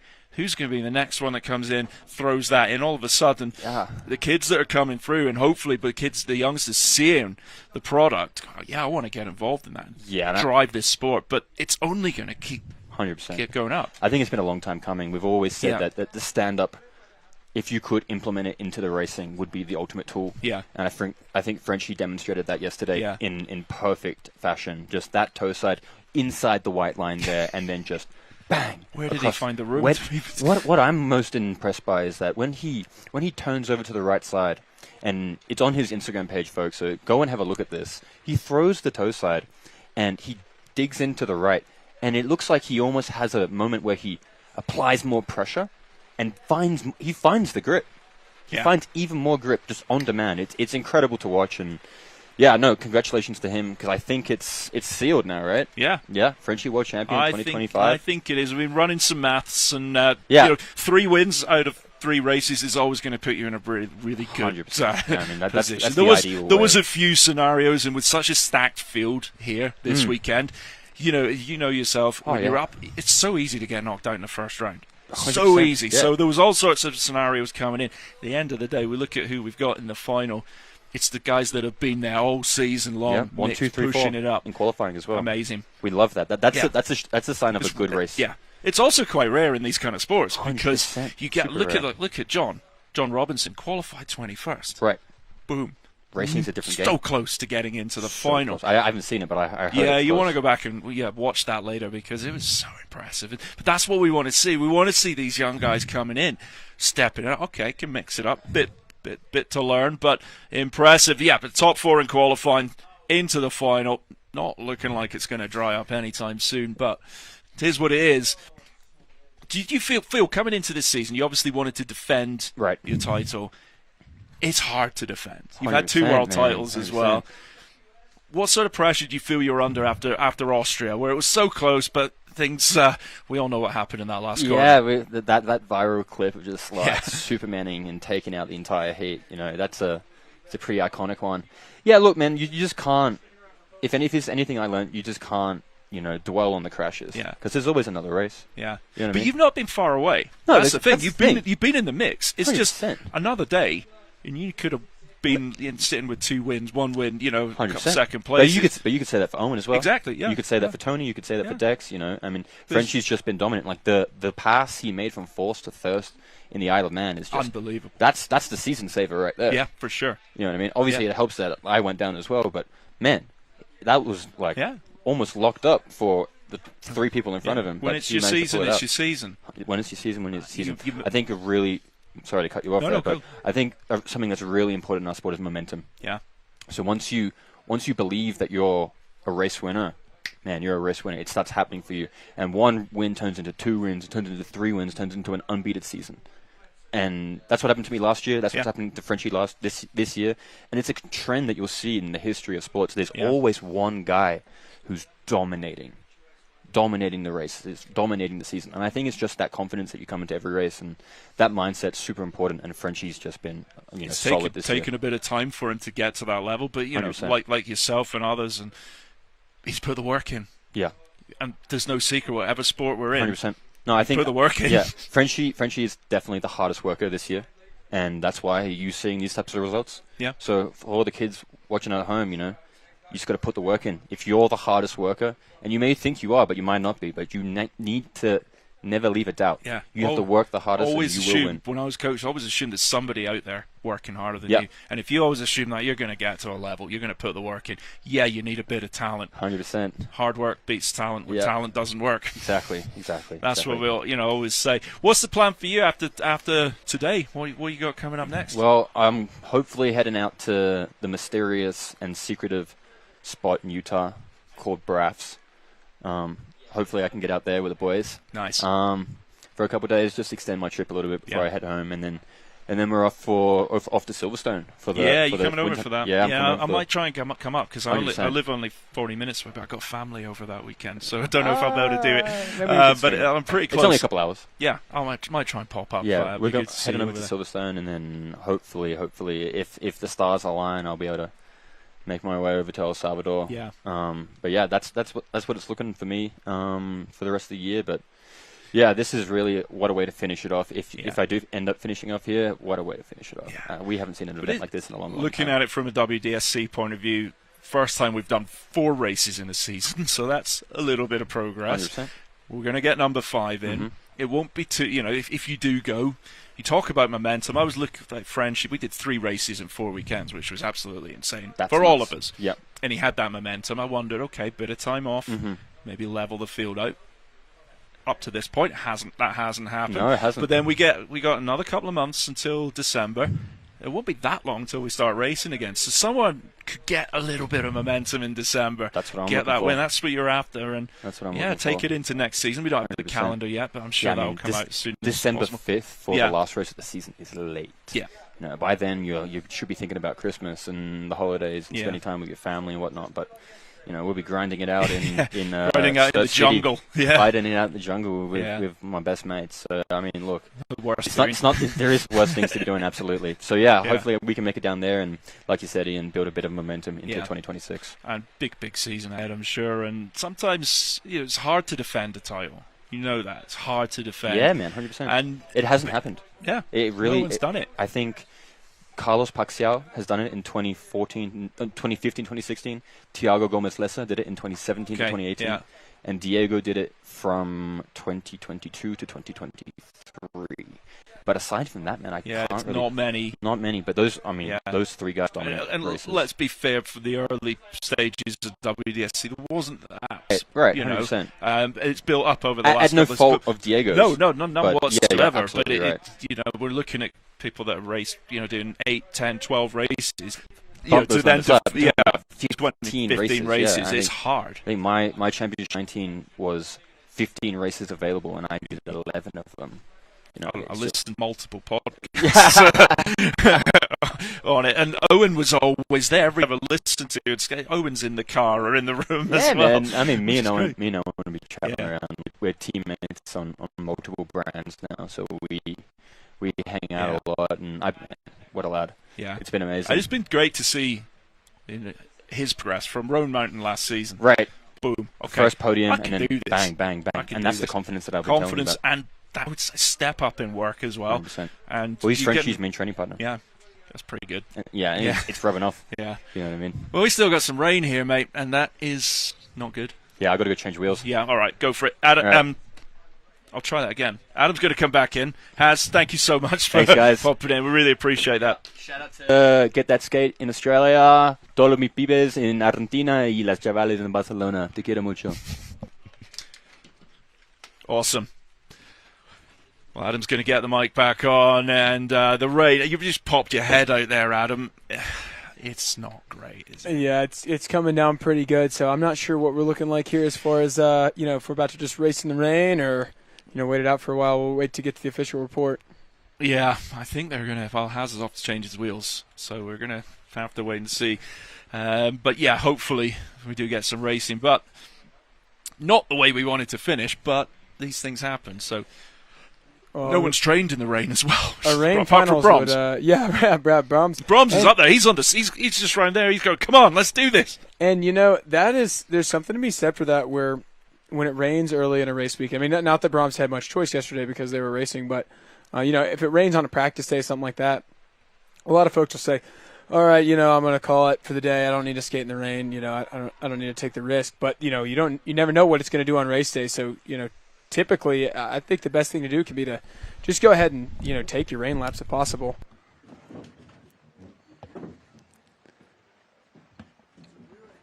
And Ian just stepping out of the booth for a moment, so you're left just with me here. But we should be getting underway shortly. Everyone's checking their rain wheels and getting them put on. If you've never seen the rain wheels, they're pretty interesting. It's a different set of wheels they'll be putting on, so you may be able to see it from the camera. What they'll do is they'll cut some grooves into it to channel the water. It's kind of a homemade job. It's a pretty impressive feet to get those cut. So we'll see some homemade rain wheels probably coming out pretty here shortly. Yeah, there might be a few Stanley Nice coming out here. Yeah. So, little update for you folks. What we're going to do is we're going to come to an end here whilst we wait this out, and we will be back live with you once we're able to race. But the rain is really heavy. We can't get the drones in air at the moment, even if we want to race. So we are going to take a little break, and we'll be back with the racing as soon as we can. The race was on. Final underway on the open stand-up. It's a strong start. He's into the bales. Oh, and there's contact. Also, and Clark go tumbling out. Huge crash. Closed in. He's closed in. Oh, no! An explosion. It's got the finish line. He comes through. Clark is the world champion. I can hear the cheers.